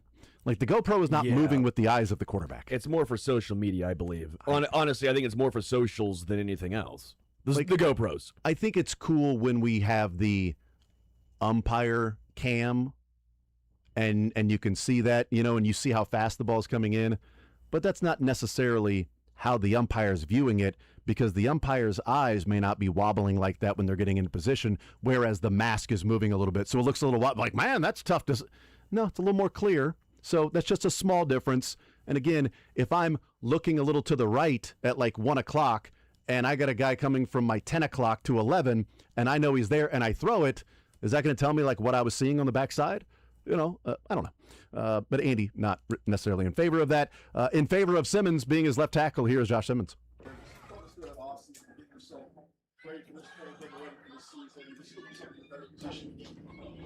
Yeah, I mean, I'm just kind of trying to add off of last year. Obviously, I went against a lot of good DNs, and I have 1 year of familiarity with the playbook, so it was really just kind of stacking up on that. That way I can come into training camp ready. Physically, just getting body right for this, just what the process and transformation for that? 100%. Josh, you went through one-on-ones last year, this time in camp. Is there anything you wanted to work on differently now having gone through the experience one time? I think just going back to the basics and kind of mastering that, I think you can never go wrong with that. So every time we come out of training camp, we're going against each other. I just try to literally hone in on those basic techniques. From your perspective, what have you seen from Mason Thomas in these early days? Extremely explosive. You almost have to be offsides to kind of stay in front of him. So I think he'll definitely keep me in any tackle on their toes to make sure you're on the snap count for sure. Josh, I know you're not a veteran guy, but still, the wheel's still on through. What you went through last year was getting some starters reps as a tackle. What kind of memories do you have from that you can maybe impart on? I think Khalil's doing a great job. I think he's a very physical player. I think he should just add on to that. I think you can't really teach effort. I mean, that's what he's giving out there. So that's really all I'm telling him right now is keep doing that effort thing. Josh, how different is it this year? Last year you were coming off the injury and maybe still rehabbing while you're trying to get through camp form in the NFL, going through all it takes to get ready for it. Now this year you can just focus on football. How much maybe freer is your mind? How much better is your body? Yeah. Exactly like you said. I mean, you have a little bit more room on your plate to kind of fit maybe an extra hour of film here, maybe, getting with the boys, getting on something like that. Just you have more time to kind of add back into some on the field. And the weight, I know that was one of the conversations back in the camp. Yep. Good where you're at weight-wise? Yes, sir. Share a number? I mean, it's kind of ballpark right now, but it's definitely where it needs to be. Josh, it seems to us that you guys are emphasizing more of the screen game and sort of the variety of screens you guys are working on. I remember last year saying you enjoyed, running screens because of the versatility and athleticism. What does it sort of look like to you in terms of what the screen game could be with Kenneth Walker in the backfield? Extremely scary. Obviously, we kind of know what 9 does and what he's capable of doing. So as long as we can just target and get to our assignments, we know he's going to take us home, 100%. Josh, you've been able to have the pads on for multiple days. How's it feel like going to be back into action? Feels good. Like I said, I mean, that offseason, in the OTAs was good. You got more familiarity with the playbook. You build more chemistry with Kingsley and Creed and how they operate and things like that. So coming back here, it was just like filling in answers for the test. Trey talked earlier this week about his journey through camp, each year. And he's in year 6. How much has he poured into you about, year by year? 100%. I think Trey is one of the bigger role models for me coming into the league. I think everything he does in terms of how he comes into, how he approaches every drill, every workout is just, I think, what an O-line is supposed to be. So I just try to take from that and build my own kind of, taste to it in terms of the pro. Last one, anyone? You mentioned the chemistry you and Kingsley. How's that developing over each training camp? Yeah, I mean, I understand how he kind of goes about blocks now, kind of what he's seeing and when he's coming to the line. So, I mean, if I can kind of understand and kind of have that telepathy with him, then I think we can play a lot faster. The horn blew. The horn blew, as Spags like to say. The horn blew. What's that mean? Is that we done? We done? The horn blew. All right, there's Josh Simmons meeting with the media and a number of things to take away from that. And I believe now we are going to have Emery DeMarcado, who was at the podium right now. Just this storied franchise. I'm honored, blessed to be here. And, who wouldn't want to come play for Coach Reed? What jumps out so far about this training camp? Because I imagine it's somewhat different from being in Arizona. Well, for sure, the first thing is just out there we practice inside. So that's the biggest difference that jumps off. But just, the details, and just, everybody wanting to be super crisp with everything and being on top of everything. Coach is a big fan of being up here, getting away, Yeah. dorm life, bonding. Does it fit you? Or? Yeah, no, it definitely takes you back to college. It's an adjustment, but it makes you grateful. And like you said, just getting to bond with your teammates. Like, it's nothing like the locker room, I think. So, when you first get here, it's a shock, but it's been great. You ever put out an SOS for like, oh man, I need another pillow? Or... I did go get another pillow. I did. How much pride do you take in pass protection, and how would you describe yourself in offense? I take a lot of pride. I think that's just where I found my niche in the league. So to stay on top of that and, to be able to protect somebody like Pat, that's a big deal. So I take a lot of pride in that. What do you like most about this playbook that you're getting introduced to that accentuates your strengths that you can use on the field? Just to be able to be used in so many different ways. It'll be fun to see all of us in the running back room just, running, catching the ball, pass pro, everything. So just how many different ways they can use this. What stands out about Kenneth Walker? Oh, man.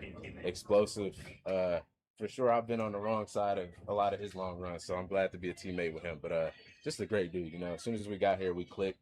We played against each other, but we never really knew each other, but it's like we've known each other for years. Yeah, and they talked about him kind of off the field and selfishness. I mean, what have you seen in that regard? Yeah, same thing. Great dude.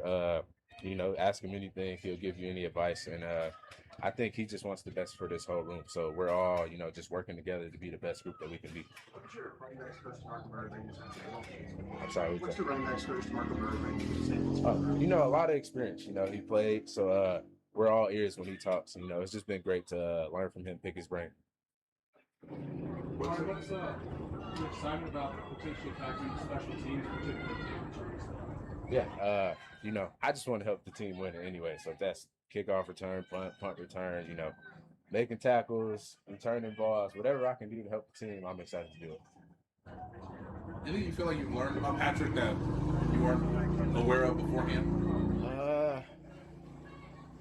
I don't know. I feel like you kind of, he's such a star in the league. Like, you kind of know everything about him. But it's just, when I first got here, it was kind of surreal. Like, this is really my teammate now. But, he's a great dude. If you mess up, he's right there to tell you how to do it right. So it's just great dude. How does having a guy who's as accomplished as he is be the guy leading the show? Yeah, it's awesome. Once in a lifetime thing for sure. So, I'm not taking anything for granted, be right where my feet are and just take every moment as it goes. Just the explosiveness, how much think you can bring that to this run game that you have for the year? I think we just want to be the best in the league, whatever way that can be. Like I said, run game, pass game, we just want to light it up, So there is Emery DeMarcado and pass pro. That's his pride. It's a big deal. He's found his niche in the NFL and protecting the quarterback. And now with Patrick Mahomes, it becomes even a bigger deal for him to go out there and protect the quarterback. So that's certainly good news, things to hear, because that's what he's going to be doing as a third down back, or when he's in there just in general, and it's a passing play, and he's got to stay in on a blitz or whatever it is. We'll talk a little bit more about what we heard from DeMarcado there. Here is Harrison Butker. You're someone who's always critiquing your own process. I guess this camp, what's your point of emphasis that you're working on? Good question. So with kickers, it's really easy for us to just kick a bunch of footballs all the time, But in a game, what a kicker's asked to do is kind of be able to execute one kick every maybe 15, 20 minutes, right? Because you kick when the offense stalls their drive or after they score a touchdown, obviously you have the extra point. Then the defense goes out there for a whole drive and the offense is back out there, and then boom, you got to go. So I think I've been trying to gain confidence of waiting 15, 20 minutes, and then got to have a field goal. It matters, kicking it with James and Matt, and then however well I do, that's the end result. So in the past, it's easy for practice. You kick a bunch of balls right before the field goal period. You kick great, and then you're kind of done for the rest of the day. But I'm trying to take advantage of these longer practices, treat it like a game, and do what I'm going to be asked to do in a game, which is just one kick every 20 minutes or so. Your mechanics, over the last 3-4 years, we've seen different. Right. Whatever you're dealing with, and do you feel good about your mechanics? I do. So last year, I wasn't dropping down onto that plant foot knee, but I was having to think about it a lot, especially during training camp. And now I don't have to focus on that. So I'm hoping I can focus on things that matter more, smooth swing thoughts. And I think that's been helpful for me to keep it simple and just focus on good ball contact instead of just really focusing in on not dropping down to that knee. I can focus on stuff that probably matters more. Thinking about focusing, I mean, how much you kind of, the new kickoff rules, it's almost like a pitcher having to learn 3 or 4 new pitches all of a sudden. Is it, you got a vibe, you feel good about all the different ways you're going to kick off, and maybe now you can go back to focusing more on the place kicking? Obviously the place kicking, the field goals matter the most, and I think maybe trying to hit those knuckleballs and the funny kickoffs maybe affected the field goals a little bit. So I think halfway through the season last year, I just said, forget the kickoff, not forget the kickoffs, but I'm just going to hit a high hang time ball, good rotation, just focus on the location. I'm not going to try to hit a low line drive knuckleball. And I think that's helped my field goals because then it's kind of the same foot to ball contact, good foot to ball contact on the field goal, and just do the same thing on the kickoff rather than having like 2 different swings. So that helped me the second half of the season, and I'm kind of sticking with that for training camp in the season. In your conversations with Dave, where do you feel like your neutral condition range is, at this stage? So another thing, throughout my entire career here, I feel like the only time I've hit a field goal longer than 58 yards was the end of a half or end of a game. So even when the wind's at my back, it's like, all right, we get the ball to the 40-yard line, it's a 58-yarder. That's what I'm expected to make. The other stuff is very rare. I need to be able to dial that up, but the majority of my kicks need to be 58 and in. And even I think I was looking up, if you took out the field goals from under 30 yards, which are kind of chip shots, everybody pretty much makes those. If you take those field goals out, the average field goal distance is like 45 yards. So I'm really trying to focus in on that number. Let me hit 40 to 50-yard field goals consistently. And if you're doing that, then a 53-yarder or a 37-yarder is still kind of within that range. And you're kind of mentally used to that and physically used to that. Dan Blair, the routine you mentioned that the onset of this as far as every 15 to 20 minutes, is that something you came up with as a result of feeling like you kicked well in practice last year? Just maybe Yeah, I think I noticed myself kicking maybe a set of like 20, 25 balls in a row and feeling really confident with that. And then when I did have a kick, whether it was in practice with the offense or even in the game, maybe it was just like my confidence wasn't as good because you're only kicking in the net and you can't see the ball flight. So if anything, it's a mental thing, just gaining confidence that I don't need to hit a lot of balls right before the period. And then in the game, I don't need to hit a bunch of balls in the kicking net. So, kicking's so much of a mental thing, but I think that's been helpful for me mentally, at least. We didn't have a great vantage point, but there was a mistake or something. Yeah. I just destroyed the ground, and Coach Reed was reminding me that the footballs are brown, they're not green, because I hit so much of the ground. No, obviously you never want to do that, and you don't even give it a chance when you hit the ground that bad. So, yeah, that was not good. Are you stronger today now than when you were a rookie?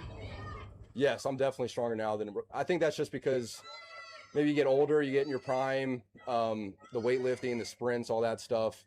I think that's been helpful. But another thing for my focus on the field goals is just being really smooth. I feel like I'm on my best, but I'm not trying to hit the ball hard. So again, hitting those 58-yard field goals and in, just keeping it smooth gives me a better chance of making a kick. I was just curious, with a longer off season, did you do anything differently to prepare for this season? Was there anything specific you worked on, or did you approach it any differently? No, I really just tried to get away from football so that I was excited to get back to it. And we got 4 children now, and we love having fun. And I was just getting away from football. And I don't know, I've heard that from older guys as well. It's like I want to make sure I'm refreshed and ready to go when I walk in the building or I'm there at the game. I don't want to drain myself from just having football on my mind all the time. And I think that's been helpful for me, just getting away so that when I do get to the facility, get to practice, I can lock in a lot easier. All right, there's Harrison Butker, and we'll talk a little bit more about what we heard from Butker, DeMarcado, Josh Simmons, and Andy Reid. But we will take a timeout, scheduled to talk with Jeff Montgomery here, Royals in action tonight. We'll talk a little bit about what he saw from Dobnak. Noah Cameron, start number 3 tonight of calling his own pitches, the Salvi celebration last night, and the Tommy John surgery announcement yesterday with Kolek and Avila, and what's happening with this team. But we'll get back into some football. Mick Schaefer will join us in the 1 o'clock hour. More Zone next.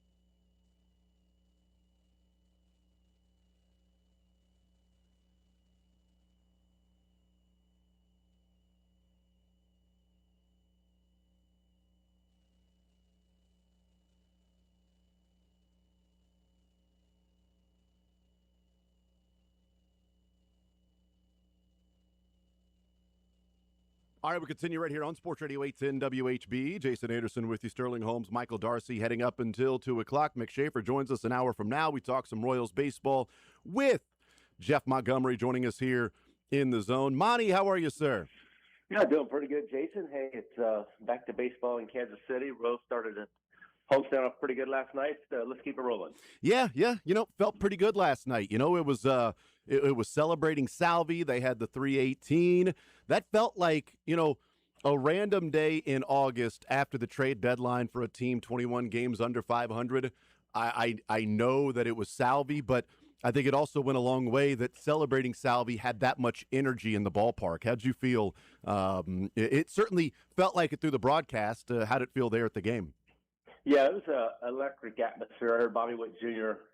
After the game saying, hey, it felt a little bit like opening day. Obviously, he was coming back from an injury, so it was great for him to get back in action. But there was a lot of celebration going on, and I mean, it wasn't like a long, overdrawn celebration, but they recognized Salvador Perez for a tremendous accomplishment and had George Brett on the field along with Salvi's family. So it was a very it was a fun way to start a baseball game that you actually go out and play good baseball and you win it. So at the end of the day, I think everybody had an outstanding time if they had an opportunity to be at the ballpark. Yeah, and they got the flag that's going to be flying in right field with the 318 for Salvi.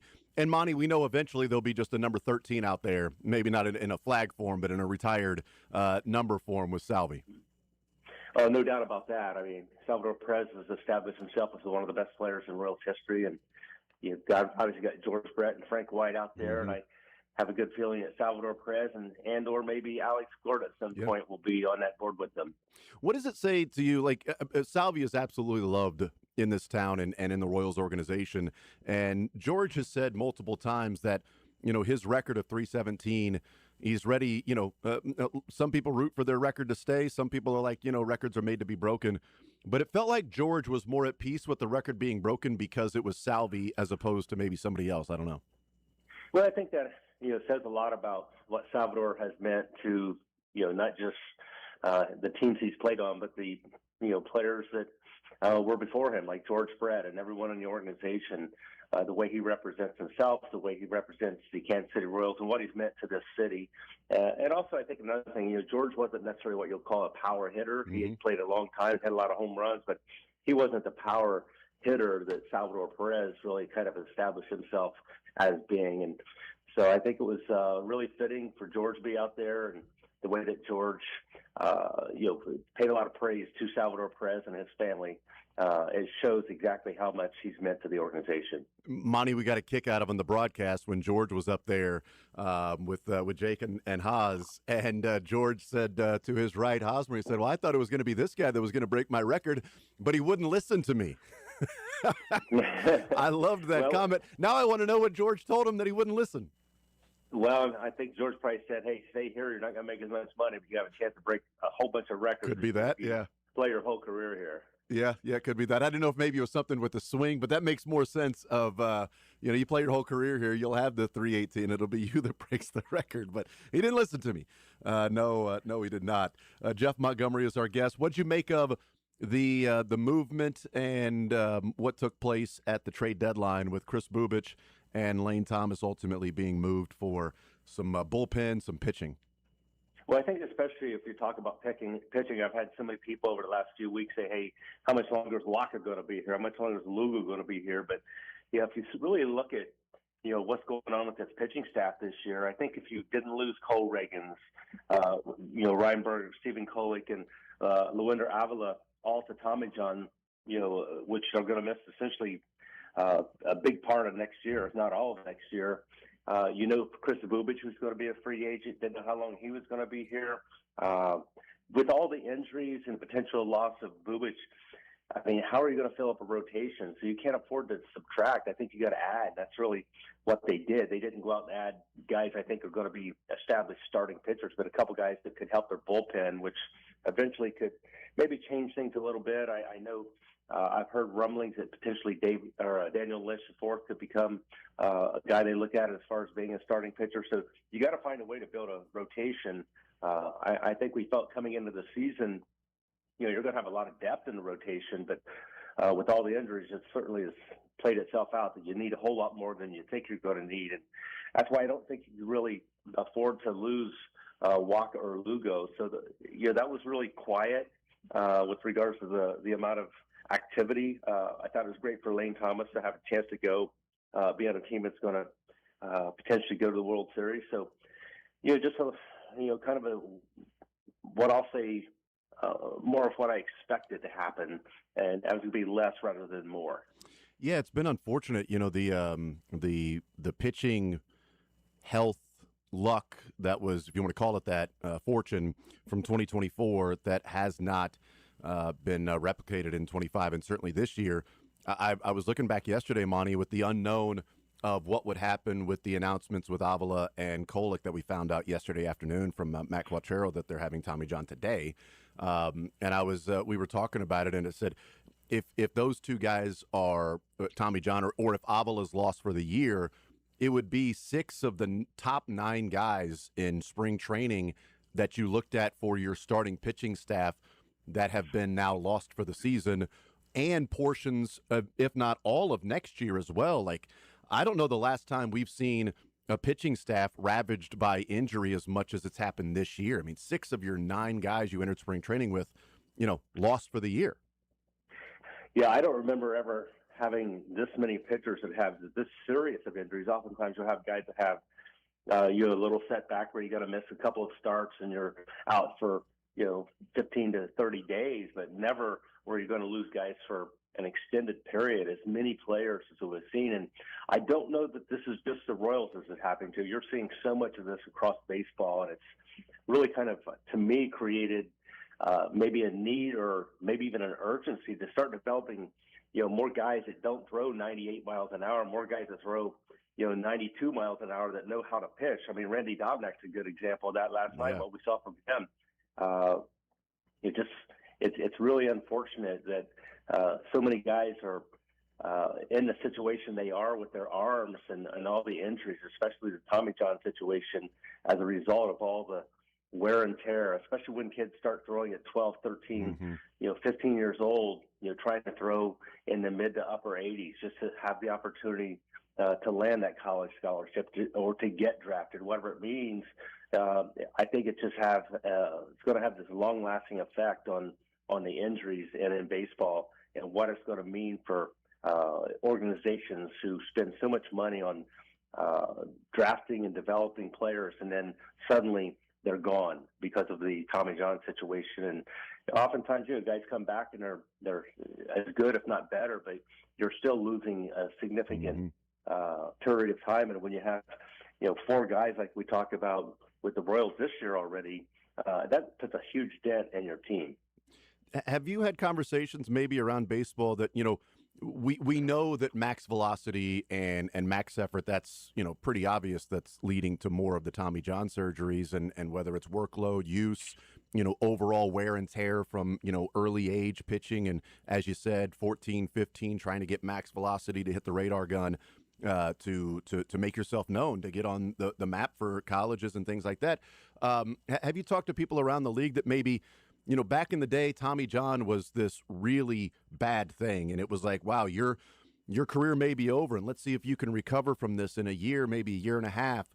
I get the feeling from afar that there may just be an acceptance of, well, hey, at some point in your career, you'll have Tommy John. So if we get close to that, we got some things going on in your arm, we can see it starting to give, let's just go in there and get it done. And we'll come back. You'll miss a year of your career, but then you'll come back and you'll have that behind you now, and Tommy John will be done for you. I don't know if that's the case, but it sort of feels like there's way more of a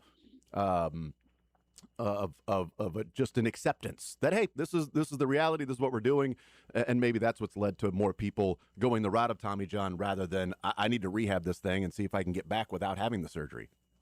Right. It's not as big of a surprise nowadays when we hear of a guy that's going to have Tommy John surgery. I read a really, really interesting article that was written by the New York Yankees team doctor a few days ago, and he said 57% of the Tommy John surgeries that are happening in today's game are happening to players who are 18 years or younger. So you're seeing a lot of players now that are having this Tommy John surgery at a really young age.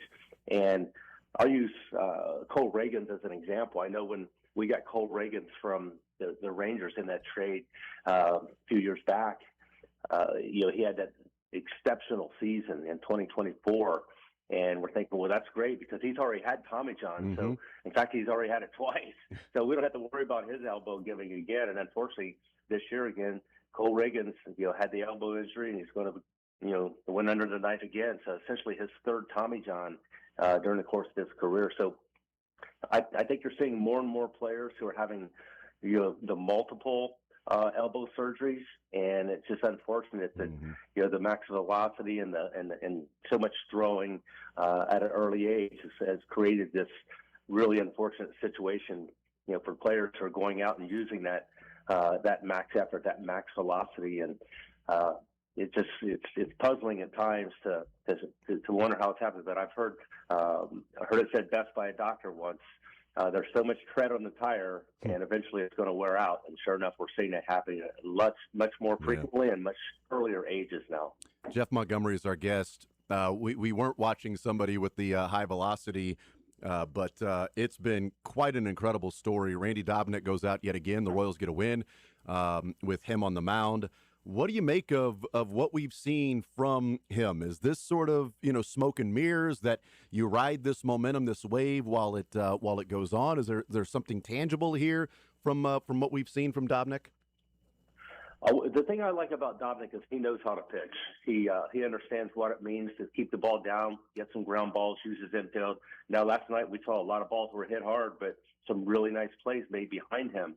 But if he's elevating pitches, he's going to get hit hard. If he's down in his zone under the bat and getting ground balls, he's going to have success. And he's almost, to me, he's like he's such a change from what hitters see so frequently now in today's power game.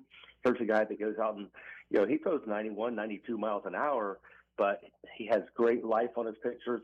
He's got a good changeup, good sinking fastball, good sweeper. He's got a variety of pitches, and then he knows how to use those pitches. So I think it's not an element of surprise because guys know what he throws, but they're so used to seeing the power. They're so used to seeing the upper 90s fastball. I think it's almost like he's so different from what guys see on a nightly basis. I think it's an advantage for him, and he uses it certainly in his favor. But I mean, think about where the Royals would be without what we've seen from Randy Dobnak since he came up. Yeah, he's not getting many swings and misses, but he's 60% ground ball rate. Before last night, I think last night lowered it a little bit. But I mean, he still had like above 50% ground ball rate last night, which shows how high that percentage was. Even last night, above 50%, it lowers his ground ball rate this year. So yeah, if you're not getting swings and misses, you're getting that negative or 0 or 1 degree launch angle. That'll play for that guy. So we'll see. Noah Cameron, the last 2 outings, Monty, 15 innings, 3 hits, 5 walks, 15 Ks. So 15 innings, 8 base runners he's had on while striking out 15. And sort of the line of demarcation there with Noah Cameron that we can look at maybe a before and an after is him taking control and calling his own pitches. Do we make too much of this, or do you think there's a correlation causation with Noah Cameron from the previous 2 outings of 12 innings and 12 earned runs to then now he's calling his own game and he looks like the Noah Cameron at times of a year ago? Yeah, what I like about it is its aggressiveness. And then when you're the one that's in control, you certainly have the confidence to execute pitches. Sometimes when you're being led by your catcher or somebody from a scouting report, sometimes it doesn't really mix well with what you're thinking, and you're maybe not quite as convicted, or you have to say, well, maybe I got to be more perfect with this breaking ball or whatever. But when you're the one that's in charge, when you're the one taking control of the game, and you're aggressive and you're challenging hitters, you kind of sense when you hear Noah Cameron talking about how much more confidence he has and trusting his stuff and attacking hitters.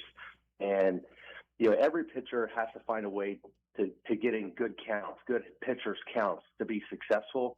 And when you're getting ahead of hitters early, especially challenging in the zone, trusting your stuff, you're going to have so much more success. And it's just such a fine line between guys who are less aggressive, less confident. They're getting in these, 2-1 counts, 3-1 counts, and suddenly the hitter's zone just shrinks so much, and the hitters now have the advantage. But I've seen that from Noah Cameron over his last couple of games where he's taken command and just been aggressive. And we always say, trust your stuff and let the results fall where they may. But if you trust yourself and you're aggressive, you got a much better chance of having successes. Yeah, I think every start from here on out for me will be even closer attention that I'll be paying to Noah Cameron, because if he look, he's not going to be, 15 innings back-to-back, 7 innings, 8 innings, and could have been a complete game shutout his last time out against Minnesota. Like, that's not going to be the case. But to your point, if he's more in control, more confident, and pounding the strike zone and pitching the way that he can do, then that gives you a little bit more confidence heading into next year when you're trying to build that pitching staff with limited resources now with those injuries that we talked about. So I think each and every time out, Monty, it's another sort of a piece of, a brick in the wall, another data point for Noah Cameron if he is now this guy that he's figured it out, and this was maybe the light switch, going off or going on, and him becoming this guy that's more dominant, more confident. Yeah, and a lot of it's just, it's such a game of adjustments. And, Noah Cameron came up and, remember he made a spot start. I think it may have been for Cole Reagans. But yeah, it was a doubleheader. He was like the 27th or 20, whatever that man on the doubleheader roster, I think. Right. So, and he had a no-hitter going, I think, into the 7th inning. I mean, he was just, but he walked maybe a half dozen guys, but I think my point is he got by a lot early because it was a new factor. Guys had never seen him before. Now that he's been around and hitters have seen him more and more, he's had to make some adjustments. And if you go back to a month ago, I mean, if the Royals didn't have so many guys that were injured on that staff, Noah Cameron may have found himself in the bullpen or maybe going down to the minor leagues to work things out. But as a result of the need for having him in that rotation, he was able to figure it out here. So he's made the adjustments, and that's one good sign for any player, but particularly a young pitcher who's making the adjustments necessary to establish himself as a guy that's going to be successful long term. We'll see what ends up happening tonight. Monty, I appreciate the time. Noah Cameron on the mound tonight. We'll see if the Royals can, what really should have been, can they take 5 in a row from Minnesota? But we'll see if they can win a series tonight against the Minnesota Twins. Thank you, sir. Appreciate it. Okay, we'll talk next week. Thank you.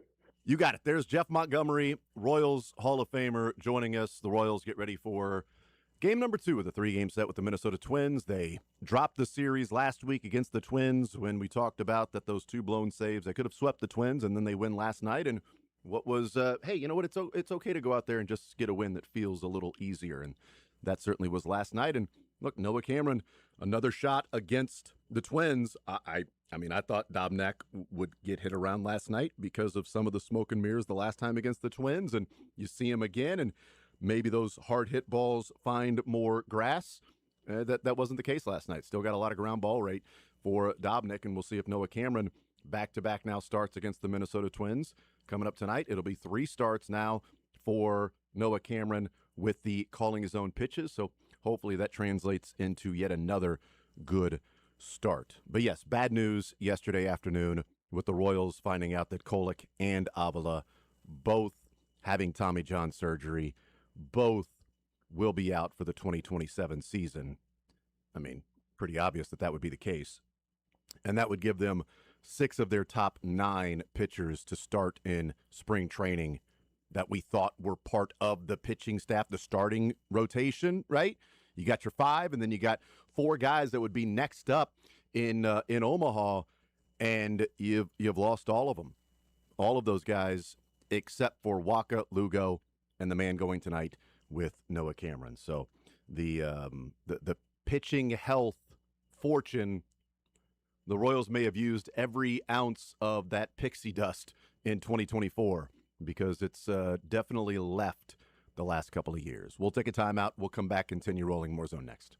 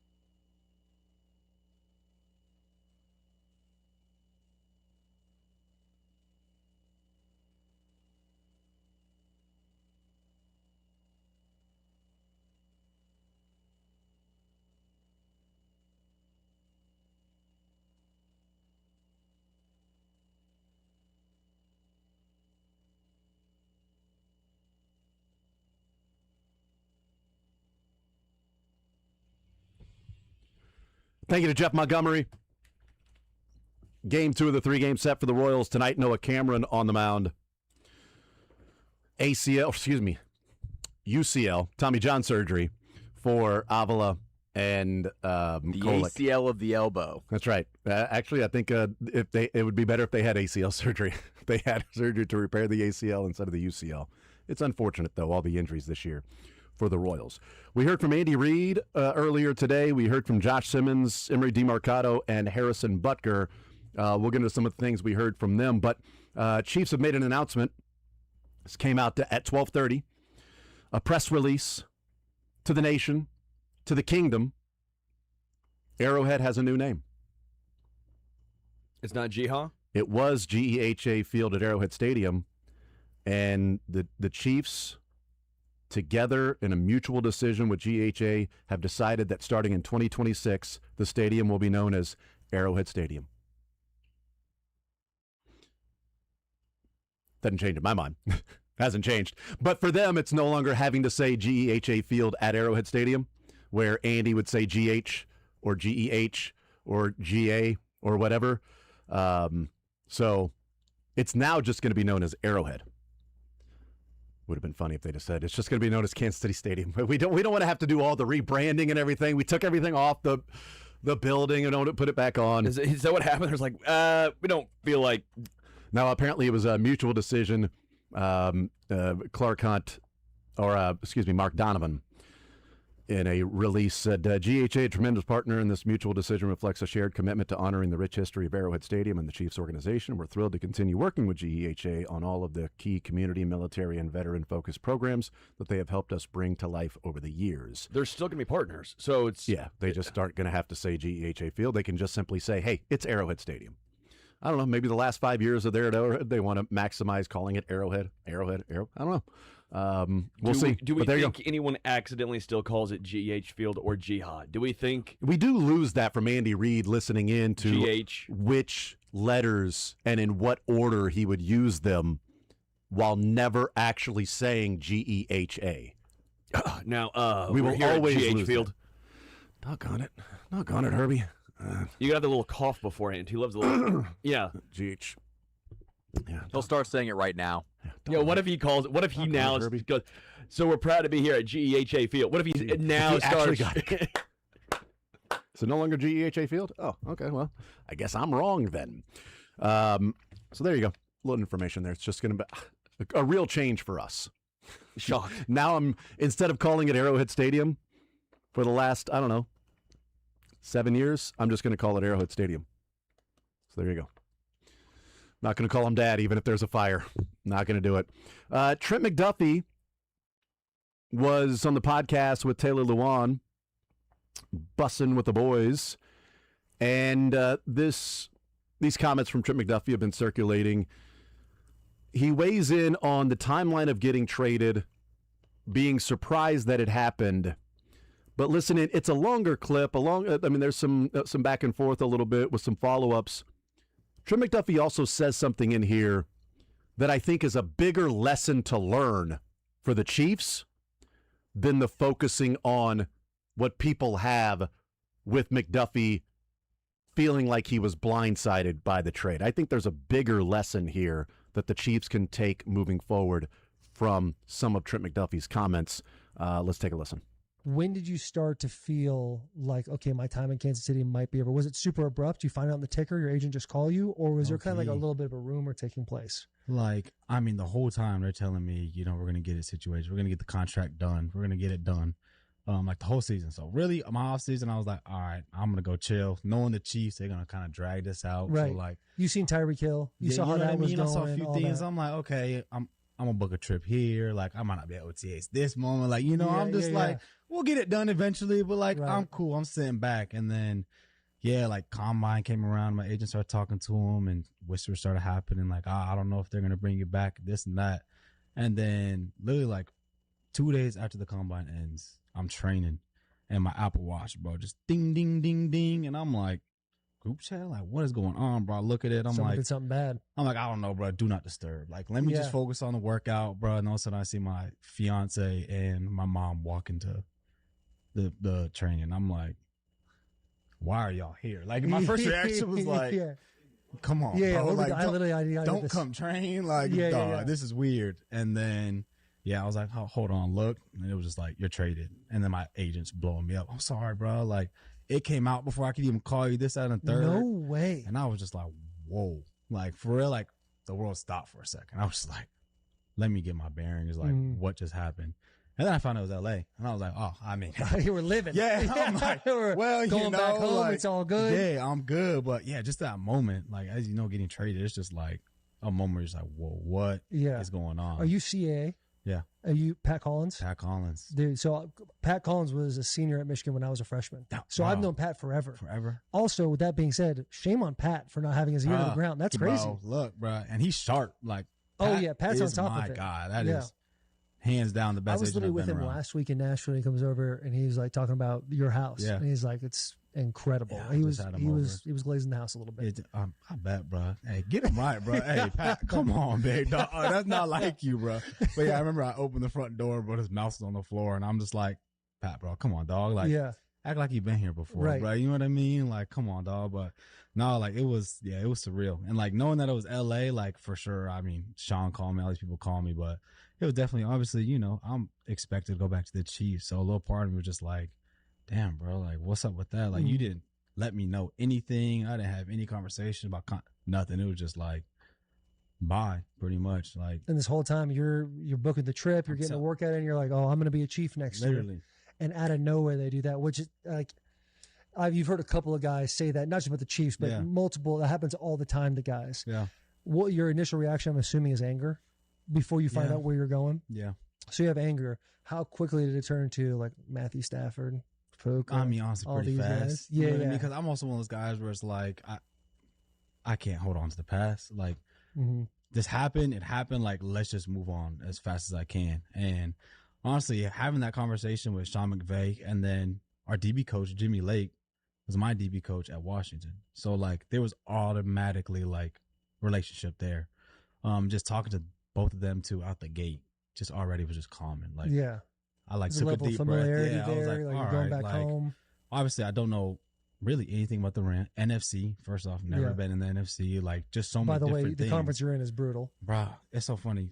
We're at the opening, the Nike opening, and it was like me, Saquon, Jaden Daniels, and all of them were talking about who's making it out of the NFC, right? Like, oh, yeah, we got it this year. And I'm sitting back, bro. Like, I'm listening to the conversation. I'm kind of joking around, bro. And then, like, midway through, I go, hold up, bro. I'm like, I should be in this conversation, actually. Like, I forgot I'm here now, bro. Right, and they're all looking at me, and they're like, nah, bro, you don't count, bro. You're on the Rams. I'm like, all right, well, dang. But, yeah, like, totally forgot that I'm in the NFC. So just, like, everything about it was so different to me. But then you come in and you go to the OTAs and you hear Sean, and like, honestly, this team is so fun. Like, they're young, they're hungry. Like, you can just tell there's just like this attention to just wanting to get better. Like that Sean McVay, like how he runs his program, that, like, I've seen it really work. Like, these guys believe, they bought in, and honestly, bro, I'm having so much fun. Like, I feel like I got that spirit back, like that swagger back they talk about. Like, I'm in LA, I'm with guys who make this fun. Like, I can't wait for the season. So there's Trent McDuffie. A few things to get into there. I think most people focusing on the trade aspect there of him talking about, you know, essentially being blindsided. His agent, sorry, man, it happened so quickly. I tried to get a hold of you. Also, who's working out and everything starts blowing up, and then you see your fiance and mom, and you're like, hey, stop. I put it on Do Not Disturb. Leave me alone. Like, who, I would. Like, you're working out. You get everybody just starts, your phone is blowing up. Do not disturbing it. You don't even want to check what's going on. No. It's not like we'll get to it in an hour. Twitter's not blowing up. Your specific phone, people are reaching out. Everybody's reaching out to you. Your Twitter's not blowing up. Your phone is blowing up. Yeah, I'd probably just say, you know what, let's turn the music up and just... That's psychotic. I don't know. That's a sociopath. Well, think about it. This is the 1 hour of the day that I want to be here to do something other than what's outside. And I would say if your mom and fiance know not to bother you on workout time because it's probably been communicated, and then they come to interrupt the workout, it's probably something serious. That is a little I would think different. of like death in the family. Correct. Like that's the first thing 100%. I'd be thinking of like, hey, Darcy, there's an emergency. You're a psychopath. That is, you have no mainly heart. mainly just with the phone. I've got my workout. Nobody disturbs. This person's in danger. You need to get... After I get the third rep in. I have Once I get my third set. They're still going to be in danger in an hour. I have 47 minutes left. That might not be a date, might be done. So first of all, that part, that's odd. Agent said it happened so fast, and McDuffie sort of caught off guard.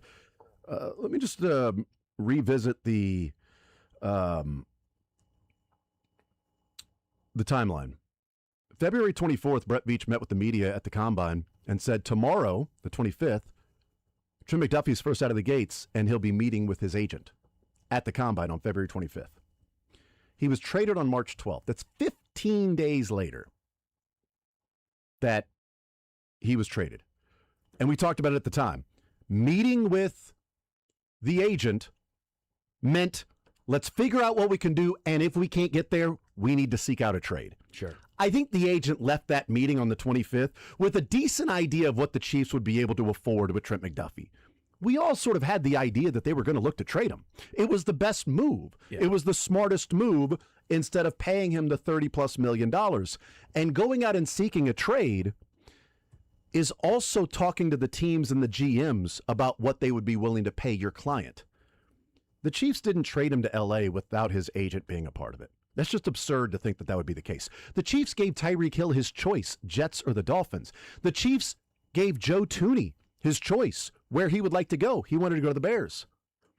Trent McDuffie was on record last offseason saying, he was asked, is there another team you'd want to play for? And I think his answer was like, you're going to get me in trouble. He's like, but, I grew up a Rams fan from L.A., so if I ever didn't play for the Chiefs, and I want to finish my career here and everything and get the contract, but, it'd be the Rams. That's really it. And the Chiefs traded him to the Rams. Like, they've sort of done right by their guys outside of Snead. Like, it seems like they've done right by their guys, and they've been in communication, maybe not specifically with them, but certainly their agents. And Trent McDuffie's agent would be the first one that's completely caught off guard, and then they worked out this massive contract for Trent McDuffie. Like, yes, the Rams wouldn't trade for him if they weren't going to pay him that money. But it's just odd that the agent had no idea this was going to happen and didn't let Trent McDuffie know over those 15 days, we ain't close on a contract, and we're seeking trade partners. Well, what if they were close? I mean, it's also possible that they were close, and it was a few things here and there. I mean, maybe we're wrong, but maybe they were close. Maybe. But I'm with you. It does seem a little foolhardy to believe that his agent wasn't in the know. Yeah. It sounds like an agent who didn't want to deliver maybe bad news to your client. I don't know how you don't keep your client in the know of here's what we're working on, and also you might be traded. He was working out. He was on Do Not Disturb. Do Not Disturb me. His agent reached out all the time, but he was always at the gym, and so he was never got back to him. You got to be better than this. I've called you 50 times. I left you messages. I sent you a letter. I sent your family in there. I sent a raven to you. To me, the bigger lesson, though, here is, and this is something I think the Chiefs can learn from moving forward. They're at the end. I took more away from what Trent McDuffie said at the end than I did with him like being caught off guard and his agent and the relationship there and whether or not, the Chiefs signed him, traded him, whatever. He talked about being in L.A. and being around a different group, and he's like, man, I got that spirit back, that swagger back, as they say, and I'm having fun, and I can't wait for the season to start. Well, I think there's a lesson to be learned here. Like, McDuffie's a fantastic player. There is nothing wrong with you won the Super Bowl, go try to win 2 in a row. You won 2 in a row, run it back to try to get 3 in a row and be the first team ever to do that. You went to 3 in a row. Can you be the team with the Bills to go to 4 in a row and you run it back? But also you got beat down, so it's no longer a three-peat anymore. And I think there's sort of a stagnant nature to last year. And Trent McDuffie changes teams, and he's now got that spirit back. He's got the swagger back. He's excited and having fun. The lesson here is no matter what you're doing with your team, you should be changing over your roster to find the next hungry guy, to find the next group of guys that this is all fresh, brand new, and it's not mundane, doing the same thing in St. Joe again.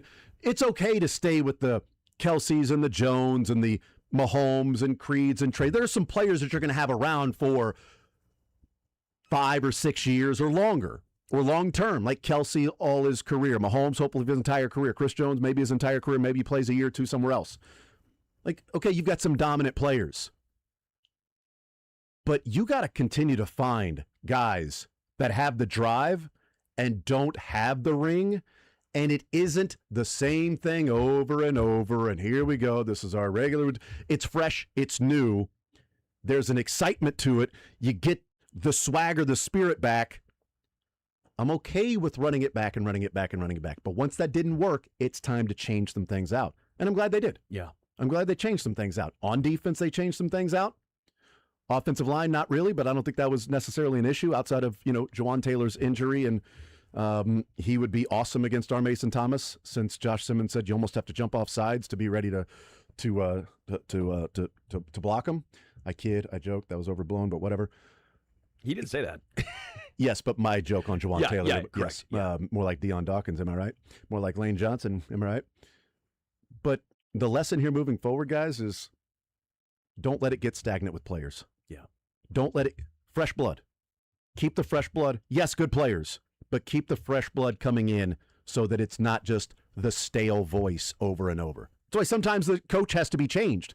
The voice just got stale. It just started to become the Peanuts teacher, and it wah. That's all they heard. So change it out. New guy comes in. They changed out the defense. Tyrann Mathieu, Frank Clark, dogs. Change out the defense. Now Justin Reed in there, George Karlaftis in the secondary. Now you're doing it again. Yeah. Fresh blood. Get it in there. See, Peter Woods, R. Mason Thomas, Jeffrey Bossa getting opportunity. Obviously, Noel Williams, Mansour Delane, Alohi Gilman. You got guys that have more of an opportunity to play on defense. You're refreshing it for now the third time with Patrick Mahomes. You now have a lot of guys who have not won a ring on this team. Yeah, right. And I don't think Kenneth Walker is going to be, well, I got my ring, I'm good. Sure. Because it's new.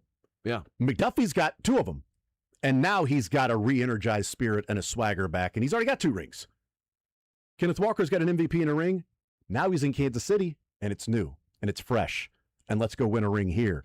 I know I'm here for the next 3 years. So this is now my team. This is my quarterback. This is my offensive line. This is my OC and my coach.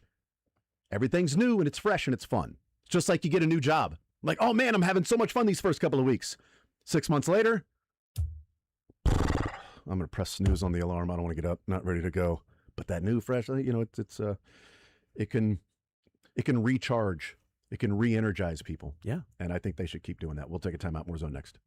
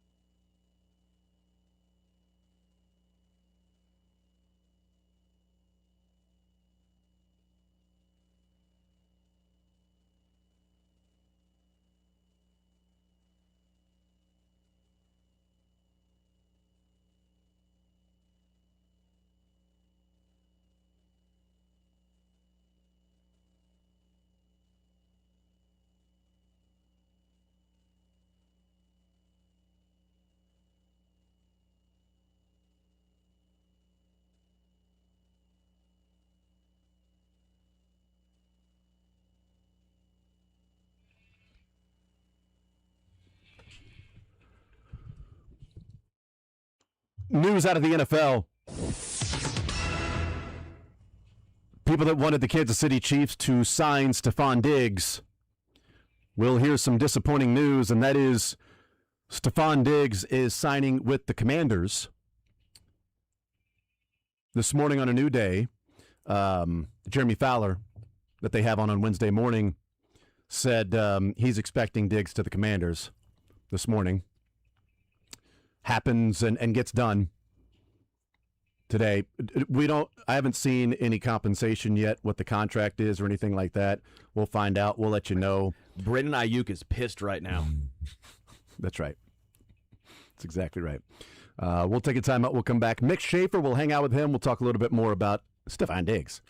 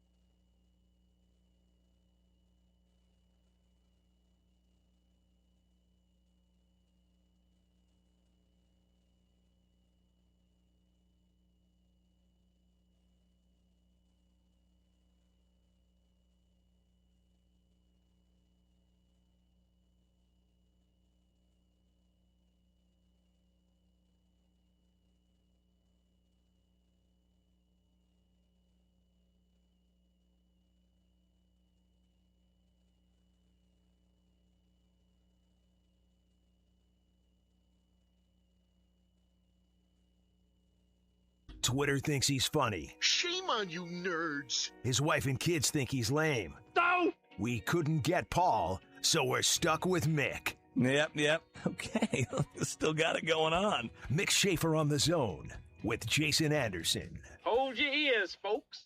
It's showtime. All right, a Wednesday edition of The Zone heading up until 2 o'clock. The program takes over at 2 o'clock. Little bust of tonight, and then the night shift with Michael Darcy. Darcy. Yep, Darcy. Pause. Beckenington is on the mic. You got a sky comma in your name, right? Yeah. It is a sky comma. So do you pause between the D and the A? DRC. No, and I've actually got. There's a space between the D and the A. DRC. I've gotten Dorsey, which. Hey, buddy boy. Can't Did you respond with buddy boy? Yeah, you just can't Hey, read. buddy boy, you ready to be a Cleveland Brown, buddy boy? So, it's just Darcy, but a lot of people say DRC. Yeah. Okay. Darcy. It's Kels, but a lot of people say Kelsey. Is it Kels. Darce? Can we call you Darce? Just call me Kels. But call you Michael. There's no K in your name. I'm gonna call you Darce. Just call you Darce. Michael Darcy with a little night shift, and then Bethany's going to be on the mic tonight. Bethany Bowman, she's on the mic. Bethany Bowman is on the mic tonight. Chiefs talk today. Andy Reid and Henderson Butker, and also Josh Simmons and Emery DeMarcado all talked. We talked with Jeff Montgomery, the rough news yesterday with Kolick and Luinder Avila going under the knife, having Tommy John today. Boy, that was quick with Avila. Took a while for them to get around with Kolick. They were just, taking their time on that one. Glad the Royals held on to Lugo and Waka. Tolbert might be the fifth starter next year, if not. If they don't have Lugo or Waka, who's going to pitch next year? Oh, wait, they have Lugo and Waka. Who's going to pitch next year? It's still the question. Still questions. Cags will go back to fourth a starter, and then Tolbert fifth. Cags first base and closer. We've been wondering who's going to have they thought about Cags closing out games? He throws heat. If they really want to take advantage of about that, and that's why he's never out there. If they really want to take advantage of that arm, that's them wanting to keep him in right field, then take advantage of the arm pitching. I'm just joking. I don't want them to take advantage of the arm. I want them to maximize the bat. I think the bat is the reason why he's on the team in the big leagues. Not he's got a really good arm in right field. How's that arm working when he runs into the wall and hurts his shoulder and misses games? Because that bat ain't working either when he's on the sideline. It's not helping. He's never happy. I'm happy he was at first base last night. I'm happy. Yeah, I don't care where he plays. I mean, truthfully, I would love Vinny to get hot the rest of this season and turn into a really good player consistently. And I'm fine with Cags being all right. I don't care where he plays. Thanks, Mick. Way to be smart. Way to be a well-adjusted adult. I'd love to get a free Bugatti. I know I'd love to get a free Bugatti. I mean, I'd love for Vinny to get hot and stay healthy. My scenario is a little more. I think I would agree Mick is more reasonable. And I don't like agreeing with either of you guys. Yeah. I know we made fun of him the other night for overplaying or underplaying or playing poorly that ball that got to the wall. But he's been a pretty good right fielder this year. He's been all right for a lumbering first baseman. I think he's been a good right fielder considering he's a first baseman. I mean, I think people would care if you are at defense. Dude, if Jose hit 35 balls. Yeah, that's the point, though. Jose Guillen played right field. Like, what are we doing here? Okay, you guys are missing the point. Does he mess up his shoulder? That dive, when he dove head first and hurt his shoulder. So no good hitters can play outfield anymore. Juan Soto cannot play outfield. Pasquantino gotten hurt at first. Juan Soto, a ton. A lot. It's probably he's gotten hurt swinging the bat. He's gotten hurt swinging the bat. No, he's gotten hurt at one time. One shoulder, time, right? No, it was the thumb. It was the thumb. And for the swing in the bat, the shoulder was swinging the bat. He's left multiple games getting hurt at first base. The shoulder was swinging the bat. The hand swinging the bat. The back injury, the bat. That throw that goes down the line. Right, that was way safer in right field. No, it's not. Oh, it's got to be way safer. Right. You're out there for by a guy yourself. who's 260. See, Juan Soto is an outfielder. So if you're saying an outfielder, he's an outfielder. Jack Caglianone's a first baseman. They moved. That's fine. Then put him at DH. It's way safer in right field. No, you don't have guys with spikes running at you at all times. You don't have hot shots coming at you 110 off the bat. Yeah, well, you got a glove. Well, you have a glove in right field too. You're also having to cover more space. How many times does he run into the? How many times? There's no other humans out there. First basemen don't ever run it over to the. How many walls has Benny run into and hurt his shoulder? I don't know how many. 0, 2. This year, he's missed multiple games this year for hitting the wall with his shoulder and diving and messing up his shoulder. He has missed games. The player's fault, not the position. Yeah. He could be worse at first base then. Okay, so it's baseball, baby. If it's his fault, then get him out of you're there. going to get like raked down the back of your leg by a guy running to first base at the base because they don't put that second first base in there yet. Softball it. Well, way the first safer in right basemen field. that are older than 8. You're pretty good at not having the back of your leg in raked. major leagues all the time. And how many games has Vinny missed because the back of his leg got raked? How many games He's has Jack missed a Caglione missed lot. this year He's gotten for hurt running a into lot a at first wall base. and diving? He's gotten hurt swinging the bat 3 times. You can also dive at first base for ground balls. And how many? Okay, really running as fast as you can in and diving?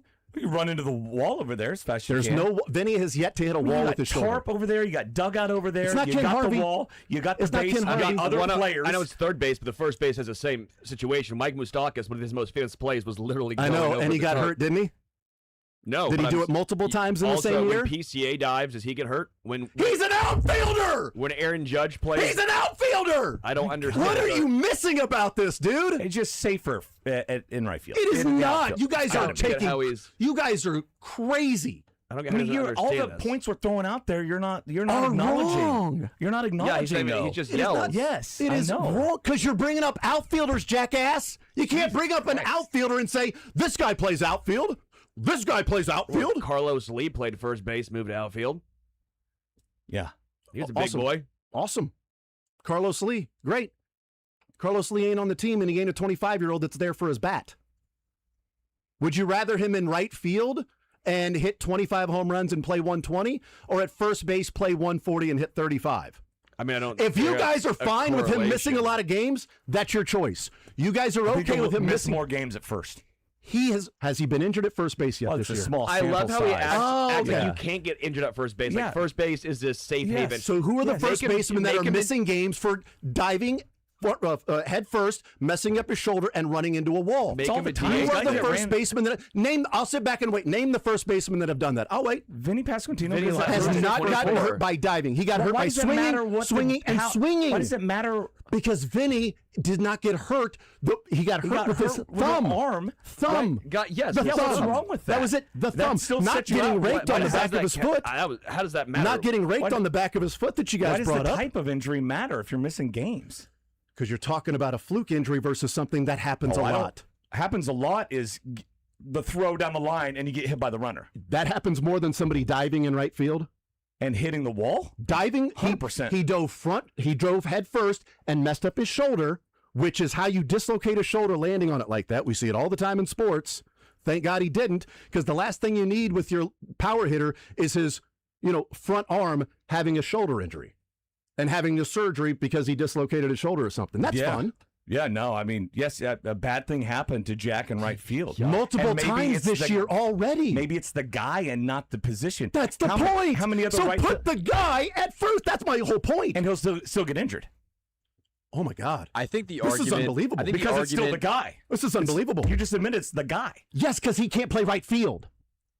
He's 260 running around in right field, not PCA like this guy brought up. I mean, that's obviously being a Well, Chris Jones. exaggeration. Well, Chris Jones could get hurt playing running back. Don't put him at. Why can't you put him at running back? Kenneth Walker plays running back.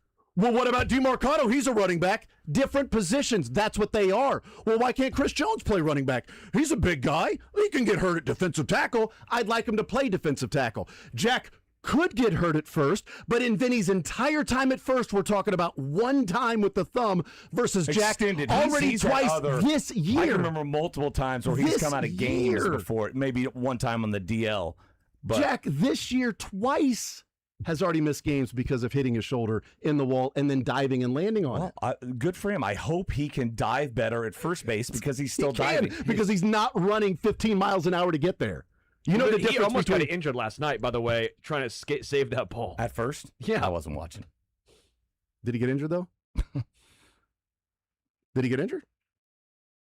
Sterling, did he get injured? You said he almost got injured. But the point I'm making is that you can get injured playing any You can get position. injured doing anything. You're I get it. taking- What are you more likely to do? You're more. He's more First likely. base, 100%. I don't think it's even close. We are talking about Vinny's Make him entire a time. DH and bubble wrap him in the Great. dugout. Then make him a DH. He's there for his bat. not his arm, not his legs. They didn't draft Jack. If he was there for the overall draft, then make him a pitcher. I mean, let's be real. Bryce Harper played first in outfield. Cody Bellinger played first in outfield. Nick Castellanos played first in outfield. These are also not guys that. How big are they? I mean, Castellanos 260. Cody Bellinger 260. Cody Bellinger's a big dude. You think Cody Bellinger looks like the body type of Jack Caglione? Pretty lanky. No, but I think he's a big dude. Maybe 230. I think he's 6'3". And Jack's what, 6'4", 6'5"? You got your defensive end playing right field? Could the argument be that just having Aaron Judge somebody plays outfield. who played And he first shouldn't. base in college and then having him learn the position of right field is more dangerous because he didn't do it That's up my until point. minor league? That's my point. You're taking I'm more with you. Thank you, Michael, because you're smart. You're taking a He first just looks like a baseman first and you're baseman. moving him to right field. You're talking about guys the that play. Jonathan India thing. You would not let go. Remember that one? I don't remember it. I do. I do. You were calling us names for that one Hank too. Greenberg went from first to outfield, and he was a big dude back in the day. Oh, that's cool, man. So how many times has Vinny been injured at first base? I don't think by playing you're first right base? on that. I think it's more than one. And how many times has Jack missed games this year? Because I don't know of the exact playing amount of games because No, how many times? It's twice. He's missed games twice this year because of shoulder injuries. Vinny, maybe twice in his entire time at first base. We know of one, and maybe twice. It's twice this year for Jack already. If that doesn't tell you you're more likely to get injured in right field than first base for the body types that Vinny and Jack are, I think those are both tiny, small sample sizes with two guys. I'm not. So that does not. I'm Tell not me that. asking No, sorry. John Ray to not Michael play Massey outfield. got injured at second base. So what do you He's do had with a him? back injury his entire career. Sure, but Because he's a second base. What do you do with him? You keep him at second base, or you trade him, or you get rid of him. He's got a back injury. You're bringing up guys that playing the position. Kyle Isbell can never get on base ever again because when he dives back to first base, he'll have Sterling. fasciitis. Fasciitis. I'll pronounce it for you. There you go. We'll get it figured out for you, guy. You understand what He's positions? so mad right now. Right, because you don't understand what positions on baseball are.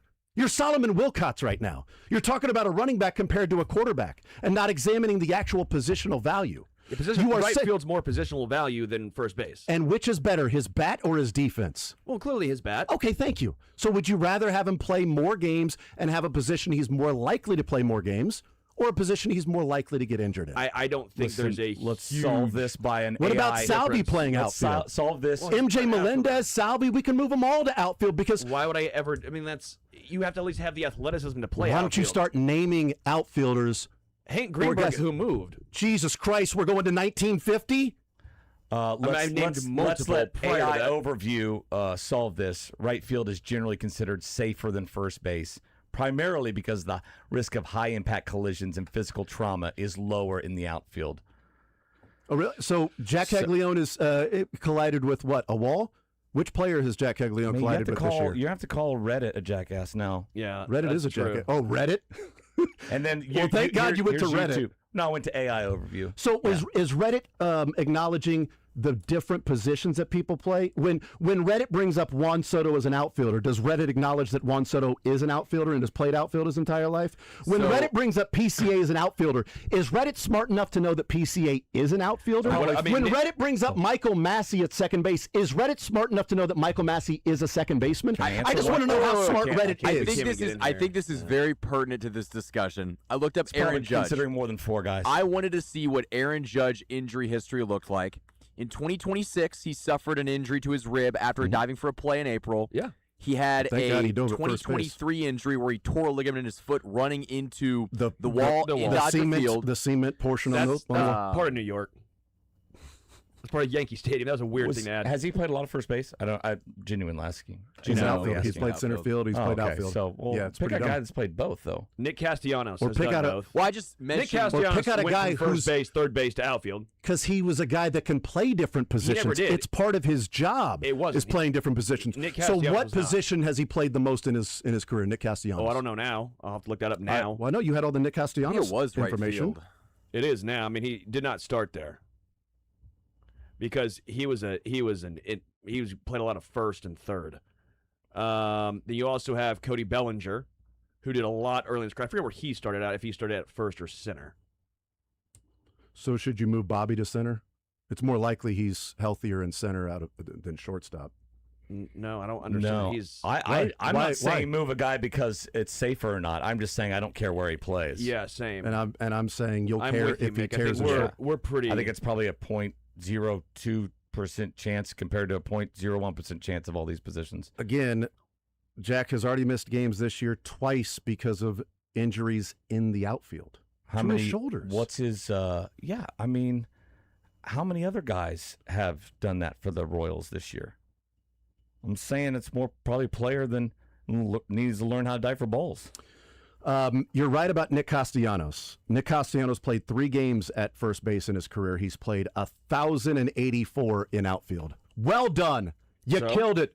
Great example, Sterling. Nick Castellanos did play first base and outfield. Yeah. 3 games? Yeah. What's the breakdown of Jack? Holy Jesus. Yeah. You really brought up Nick Castellanos. That's not working in your favor, buddy. Nick Castellanos, who's played 3 games at first base and over 1,000 in the outfield, is the guy you're using as an Bryce example Harper. that can play first Cody in the Bellinger. outfield. Where did Bryce Harper start? Where did he end up? Went to right, went to first. Now he's back in right. Why is he back in right? Because they traded for. So when they didn't have somebody there, where'd they put him? Where did they put him? As he got injured and over his career, now he had the arm injury. They moved him back to right, but who did they trade for? I mean, you have to acknowledge it's more taxing to play first base than right field. It is not. I mean, you're moving pretty much every play at first base. So when it's more physically taxing to play first base. So when the unathletic guy can hit, you put him in right field? Sometimes, yeah. No, you put him at first base. When the fat kid can hit, you put him at first. Well, I'm not saying you put the fastest guy at first base. It is more physically taxing to play first base. It is not. And it's safer to play outfield. It is not. So it is not. It's for more, a guy. It's more dangerous when there's nothing around you. Is it safer to play in the outfield or at first base for PCA or center field? Probably PCA, who's an outfielder.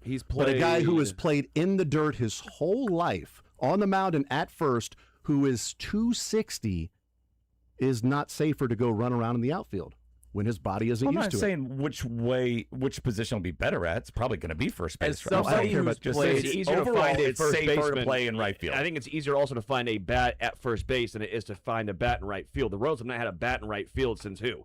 Jeff Rancourt? Yes, and in a perfect world, if Jack Caglione was a natural right fielder and that was his position, I'd be all for it. I wouldn't be moving him to first base. My point is, you drafted Jack Caglione for his bat.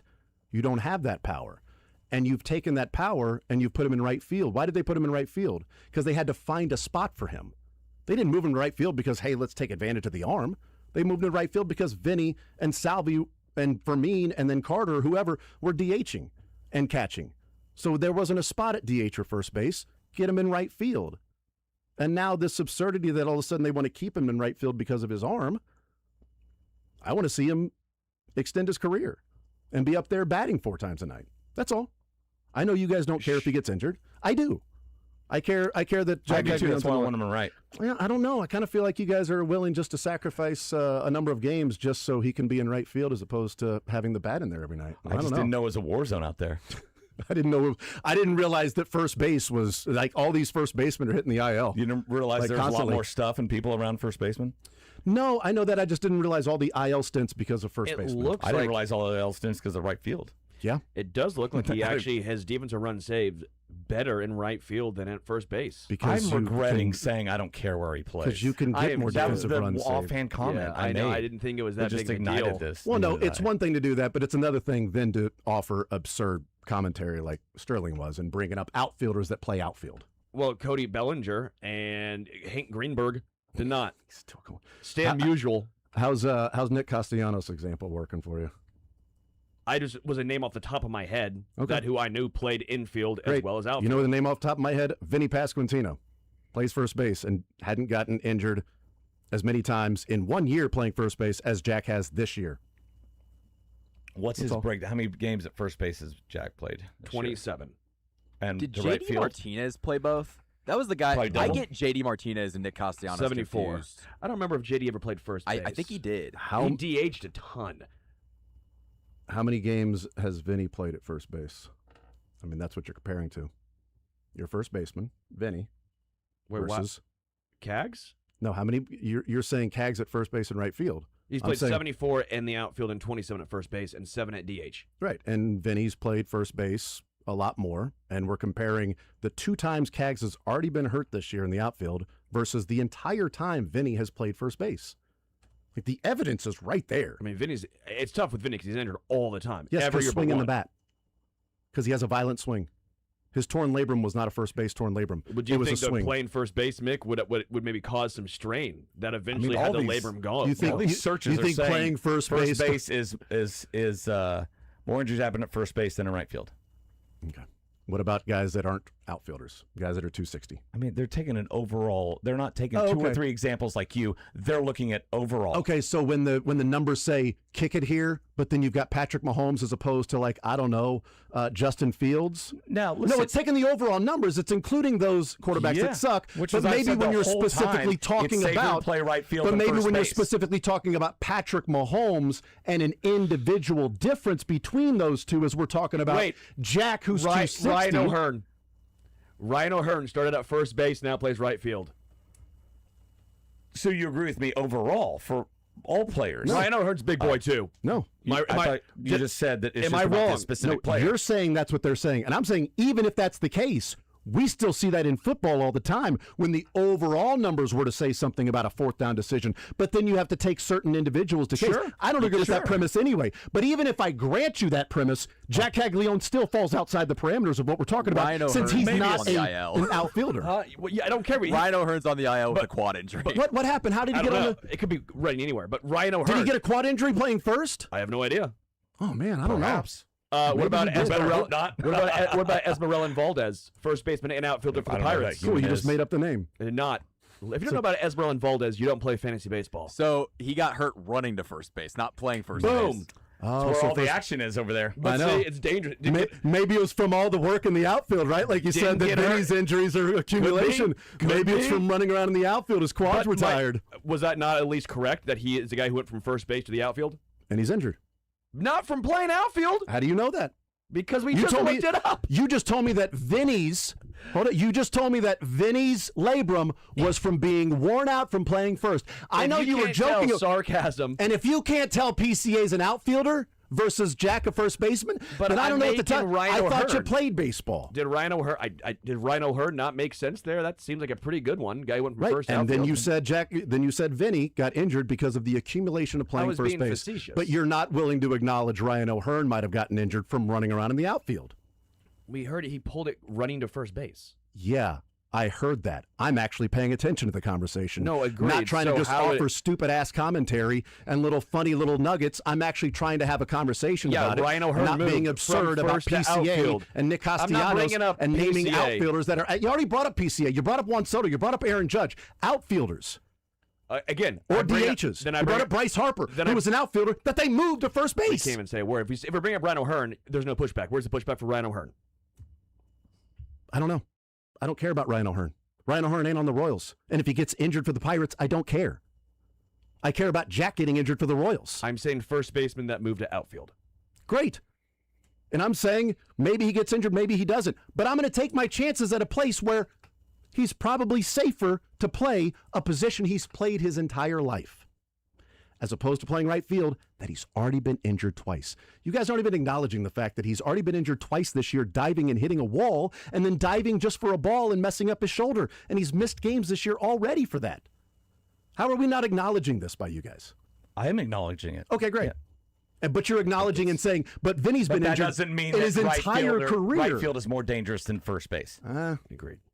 I think for Vinny it is, or for Jack Caglione it is. I don't know how many games he's missed from playing first base at Florida or in the minor leagues, but I know in the big leagues. It's the player. That's what I'm saying. No, it's the you player. Disagreed. Jack doesn't need to play right field. He might get more injured at first base too. Kyle Shanahan. We may not be here tomorrow. We may this. Yes, he might get injured at first.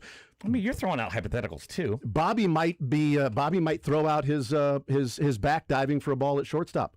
Put him at DH. You don't want to lose Bobby. You want to protect him, right? You might get injured here. You might get injured there. You might get injured anywhere. Projecting injuries in the future in right field too.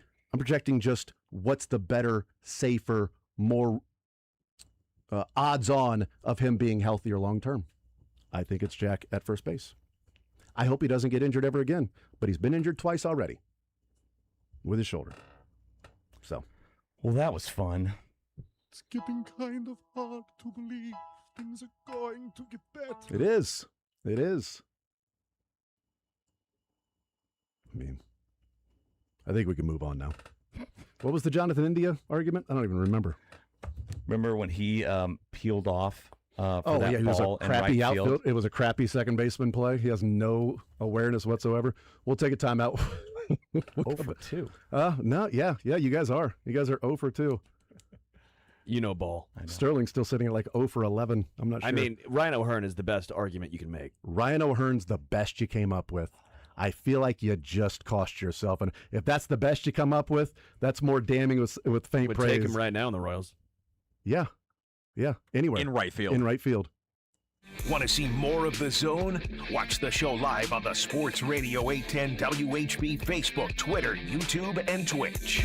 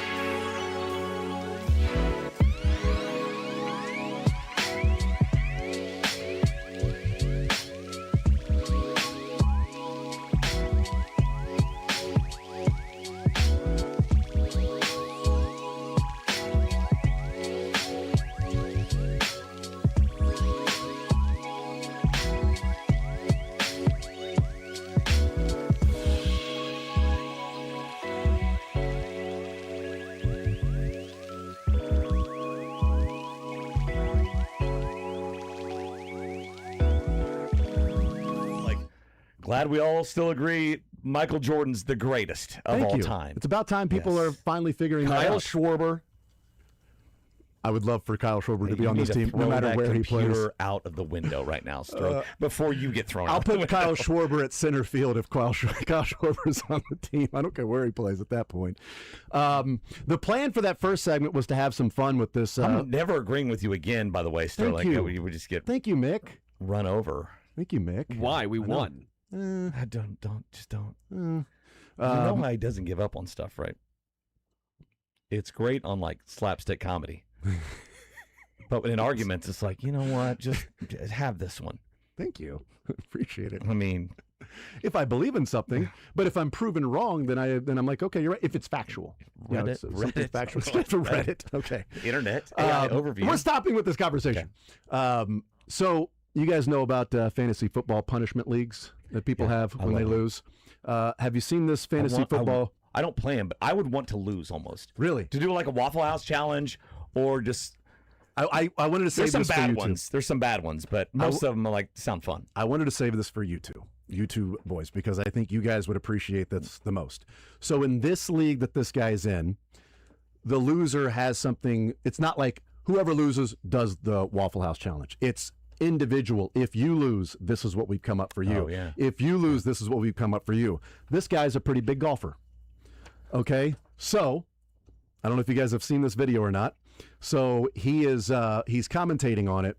His fantasy football punishment was to go and play a round of golf at a public course with strangers without a golf ball, and play the entire round. And then So he's just borrowing or what? Without a golf ball at all. And then he has to take the video with his, and then he has to put a video together of him commenting on his round. So is he swinging at an imaginary ball? Yep, with strangers. And he did not tell them this is For what they're 18 doing. holes? This is about 2.5 minutes. His commentary that he had to send the league on his round of golf without a ball because he lost in fantasy football. Going over the rules quick, I can't use a ball. I can't tell them the real reason I'm there, and I got to golf with 2 strangers minimum. Luckily, off this first tee, I pipe it straight down the middle. It's a little bit of a backup, so there's about 10 people on the tee box. That was a little nerve-wracking. After I check my yardage, I figure out I got 100 yards in. Yardage. Nice, easy swing. Ends up going to about 2 feet, so I just have Graham tap that in for me. Guy actually acts like he's Graham. Thank you, Graham. That's a good one. That's a good one. That one felt good. Thank you. I appreciate the compliments from Graham there. Graham's one of the strangers. The next shot. It's all right. Ended up just in the middle of the fairway here. 5-iron. Nice and easy. Admiring it. He's holding his. Not too happy with that one. I duff it. He chipped and he. Imaginary golf, he's still going to bogey. For my next swing. Yes. A little bit better. And then just the class. Don't worry about my line. The guy was going to walk through his line and stopped. David was worried about stepping in my line, but appreciate the concern. Line up about a 5-footer. Bang, sink it. Thank you. Can bounce back after that bogey. We got a nice par 3 here. I couldn't stay in character more than like kind of one push hole. this one out to the left a bit, on the left side of the green. Chip him, that's okay. It's a good angle from down there. Make solid contact, just come up a little bit short. Line up It's this so fair. putt here. Looks like it's breaking left to right. Just barely missed the edge. Let's go tap it in for another bogey. I know I got to get off this bogey train here, so I club down and go after this one. Bogey train. End up doing the same thing, pushing it out left. That's okay, because I get a nice chip here. Rolling. Bang. Birdie chipped in. Fast forward to 9 I'd be doing that here. every hole. Drivable par 4. Step on this one. Hammered it. Looks good. Watching it. It's perfect. Ended up hitting this to about 15 feet. I line up the putt. And bang. Ended the round with an eagle. Wow. David looking to make sure he saw it. He definitely did. Grab that one. Nice little 9 for me. I go stand by my new buddy David. Oh my God. Props to these guys though. They were amazing. Super supportive through the whole thing. Next year I'm not going to lose fantasy football. Oh Oh my gosh. The whole round. The funniest part was and he can't say. He's lining up in some thick rough, and he hits it, and he gets mad, and he walks 3 feet closer and hits it again. He leaned into it. It was pretty good, and I love that each person in the league has to have their own specific one. And for you, the golfer, you got to play a round without a golf ball and commentate on it after it's over with strangers while you're out there. I saw one where a guy had to enter a bodybuilding competition. Oh, I saw that's and a good he was one. like a good. I mean, good frame and everything. He wasn't bad, but compared to those guys, he looked like a stick figure. Just It's he clearly hilarious. To didn't wear belong. the Speedo and be in front and try to That would be flex. mine for you, Sterling. the fake tan. Sterling would have the bodybuilding come. I would do it. The would fake it be tan for and everything. Sterling? I think that would be a good one for Sterling. Here's the deal: like, hopefully, you at least be fast golfing without a ball, right? Yeah, so that at would least be like funny. keeping him up. Yeah. He's looking for his ball. He takes like 10 minutes. The guys are up on the green. That would have been. You guys funny. can play through. He's taking his time. He's in the fescue, just looking in there. He's got to go to his bag and he drops another ball. Our guy is supposed to sell a caddy for someone. Whoever got last had a caddy for first place. Yeah. I think that's a pretty fun one. Yeah, it's not bad. Yeah, it's pretty tame, pretty mild. Part of 5-minute stand up we've done. The guy has yet to do it. That was like no, the first year was he had to do a tight 5 I'd at be a stand up sweating. comedy place. I'd be sweating. Ooh, that's a long time, by the way. Yeah, I know. Oh my God, It's not a tight 5. That's that's a long forever. 5. Yeah. That's a lifetime. Dude, they introduce you, you say what's up, and then it's just dead silent. You done it before? No, I can only imagine. So my brother, when he was getting started, Yeah. he would do all the open mics at Stanford Sons, and it was brutal. There's I've so seen much more respect bad for comedy. so I've much. seen good. There's so much respect for the bravery for people to It's get like up there watching and a even horror do movie. it. You're watching through your fingers Yeah. and your hands. And then I can't imagine the one being up there knowing this is a horror movie. Just run away from the crazy man Because with most the knife. people are like they're funny with their family at Thanksgiving, and they're told you should do stand up. You should go do. Dude. Okay, I'm going to do that, and that's a different world up there. You were really, I mean, you're at 1 o'clock in the morning at the fraternity house. This guy is one of the funniest guys I've ever Hilarious. been around. Yes. And then he gets up there and it's a little bit different. That would be a nightmare for me. I'd do everything I can to not lose fantasy football if that's the case. One of the other things in that video was the strangers that he played with when he had the guy tap in. Yeah.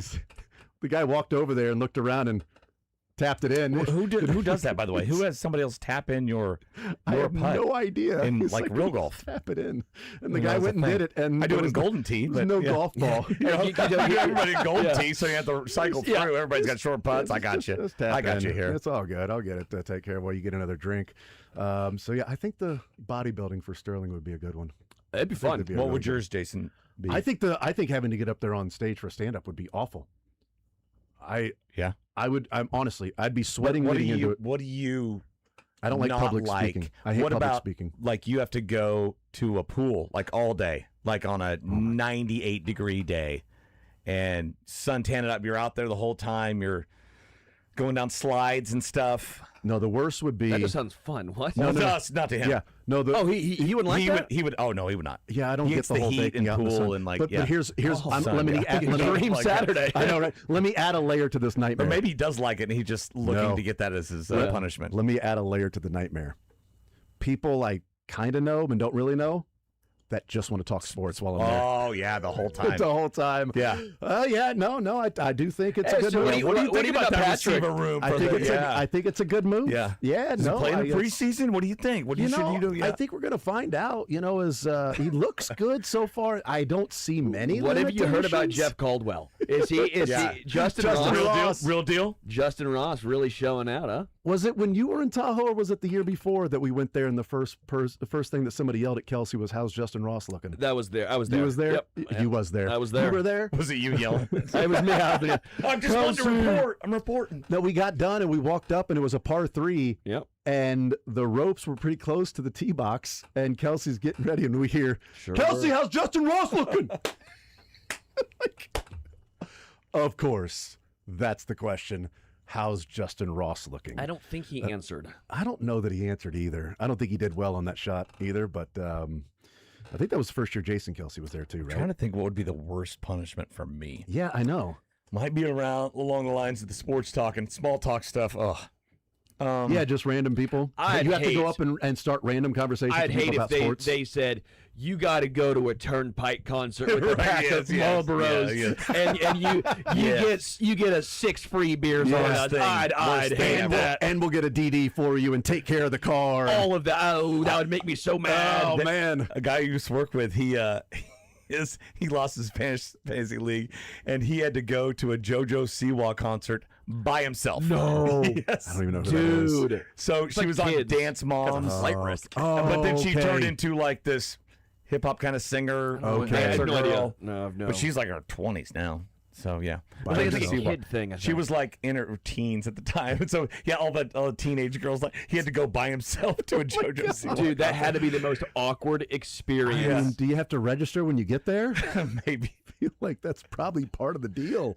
Did he Or at know? least when you Did he know leave? any of the songs? Was he singing along? I don't know. At that point, you have to go all in and be like, I'm gonna at least Yeah. listen to the music. Yeah, I should. Now that would be part of it. Like you have to sing at least 2 or 3 songs Yeah. with her at Like the top video. of your lungs. I still love and somebody our. there videoing. My favorite is our early morning. Whoever gets last place each week. Yeah. So this way, you don't have anyone late in the year. You know, maybe 2 teams are fighting for the playoffs, but someone doesn't set their lineup because they're out of it, and that's annoying, right? The worst. So whoever scores the fewest amount of points in a week, Tuesday morning, have to send a video of them chugging a beer in the morning to the group. Every They have Tuesday. to chug it on Tuesday morning. They have to chug it Tuesday morning. What if, do your friends have like regular jobs? Yeah, or we all anything do, like but like one beer is fine. that? Is it chugging before work? Yeah.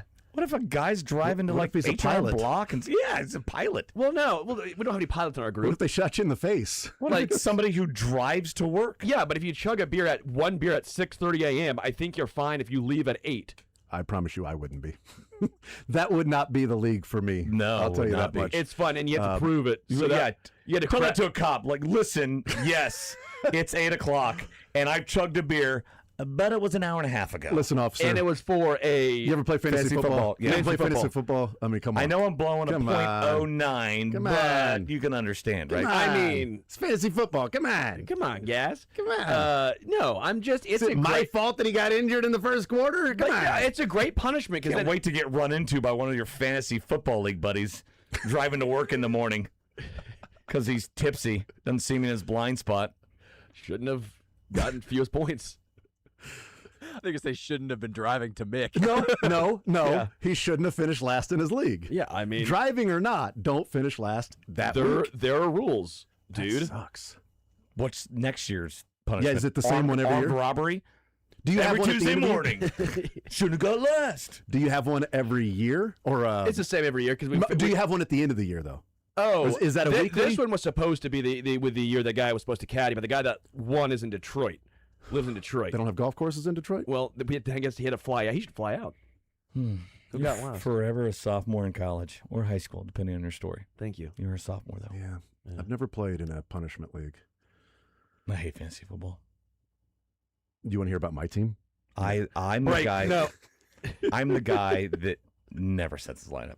I'm good for the See? first 4 I chug a beer on I'm that guy Tuesday. too. Chug a beer on Tuesday. I'm with Mick. I do not. Tuesday beer if I've chug. got a team, I'll even let it auto draft. I don't care. I'll chug the beer like Sunday So what's the night point of playing? and then timestamp. But I that's don't not want to that's play. not a. I Then don't play. I get roped into Then it. don't you just play. won't know it. It's a punishment for all the drivers on the road on 435. Hey, it's Sterling. H is for honesty. Okay. What? I don't know. It's a You- silent H. You got to make sure you do it in the morning because it's the punishment. If you do it at night, that's just a reward. Can you Yeah, for all the people you're not driving. do it with. on a day off? Yeah, like if you don't Mick, work on like Tuesday. Mick maybe do it on a Friday. But you wouldn't. Well, if you miss Tuesday and you have to do it on Wednesday, well, that just doubled it. Oh, so you have to double it every day you don't do it? Well, you just got to get an extra one each day you don't do it. So that way, Man, don't I'm going to really punish myself and just never be in your league. just don't get sick. It's like what you said about the triathlon when I was talking about you. Like, you don't have to You do it, don't right? have to do that. I was right? doing this. Like, well, no, you don't have to do that, right? You don't have to be in that league. Like Michael, he doesn't set his lineup and he auto drafts because he doesn't want to play, but somehow he decides to play. I think the drafting is the best part. After that, agree. I just lose interest. I tell people, do not put me in these leagues, and they're like, please come to the league. I'm like, I'm not going to play. Well, and they're just they like, must love Michael. I know. Can you come to and play it? Or if we got an extra guy, we need somebody to donate I'm money. not paying for it, but Oh, sure. Never mind. We don't do a punishment league other than you lose your money. So that's worse. I know, right? All right, we'll take a timeout. We'll come back. Stephon Diggs is not available anymore. He is a Commander. We'll talk a little bit about that. And we looked at, in the first hour, the previous training camps, and is there something to learn with Khalil Benson playing all of these snaps with the first string at right tackle? More Zone next.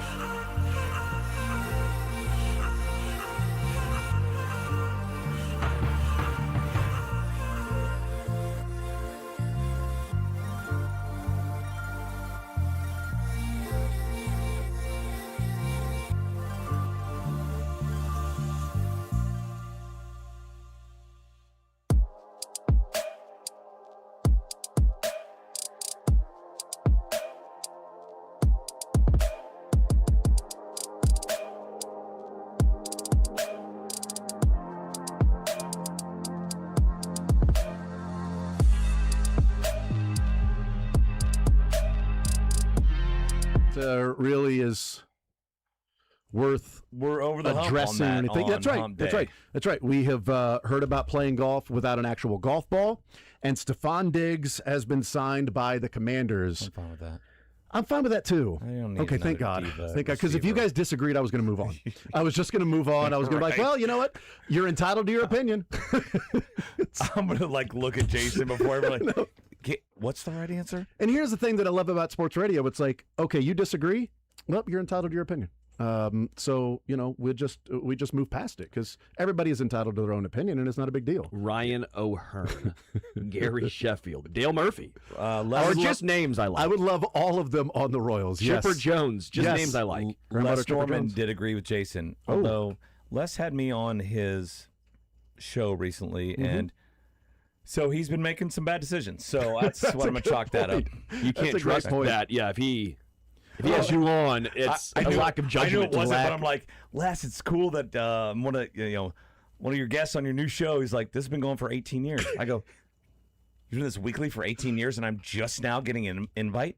Kent Swanson does at KCSN. They do the 20 questions, and they have people on. And Kent reached out to me, I think, Over 300 guests he's right had. in January, February. He's like, "Hey, would you be able to come on at this?" And I'm like, "Yeah, that's cool. I've always, I've seen you guys do that." And he goes, "We had you on 3 years ago." And I said, I know, I loved it. I really enjoyed. I did not remember it. It was awful. I don't know why. Like but I really remembered guests. this one. Yeah, over 800 guests. You know who hasn't that's been way a more guest? than that, dude. Like think about it, 18 times 50. 52. Well, roughly. yeah, you're right. Doing every week. Yeah, you're right. 18 times 50 is in the 900s probably, but I'm just like you want 900 exactly. Yeah. 18 times It'd be 50. more Wow, you're a conservative there. math guy. Well, I should have. It's weird because there's 4 of us here right now on the show, correct? Yeah. And there's one of us that have been on that show. Oh, you guys haven't been on? Not as of Feel pretty good about it then. today. That Sterling, you've been asked. No, I Michael, think, you've been asked. No. So you're right. We can't trust him. Lack of judgment. Total lack of He judgment. finds good, inspiring stories, and none of us just had them. You're inspiring. I don't think so. By the way, did you hear the Yeah. guy? You hear the guy you had on yesterday? This guy is doing 7 marathons in 7 days on 7 continents. That was the guest that Les Norman had in studio yesterday. What? How 7 is that? marathons. I have heard about this Antarctic. It is. Antarctica. Yeah, Well, but how marathon. do you fly? Like, It's so a private, by immediate No, I private know plane. that, It's not like one person doing it. It's a group of people. Yeah, it's It's like okay. It's like an event. that they Yeah. do. Okay, that makes more sense. Then. Yeah, there's like 10 or 11 people or something that are attempting it. Well, there's that. There's the mountain one too, where it's like, is it the 7 tallest mountains in a span of like 7 months or something like that? You got to climb them all. I forget Or what just what it is. Yeah, it's something fly crazy. over them. No, you got to Frank climb. Ball would do it. I brought you up today. My daughter and I were driving. We were behind this truck, and this guy had apparently done dozens of Iron Men. Oh God.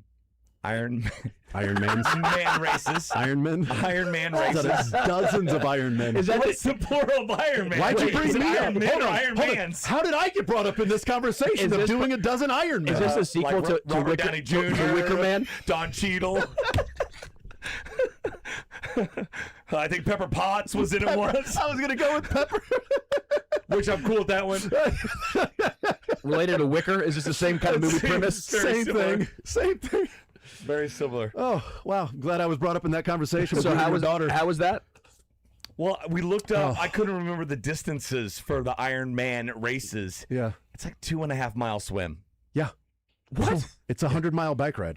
112. 112 and then a marathon. So it's 140 total if you had everything. How long? And then a marathon. One day. 140 back to back to miles. back. Wait, all in a day? Yeah, it's Yeah, back to you never back to heard of back. an Iron Man? No, I have. But I thought Yeah. maybe you had like a month to do it or something. No, you do it in a day. No, 2.5 mile swim. They do a lot of half Iron Man Mans. races, and I've heard of double. They do double Iron Oh, Man. that's absurd. Have they done like 100-meter dash, like bike to the store, Drink a beer. drink a beer in a lazy river? Yes. It's called track and Start field. that. Yes.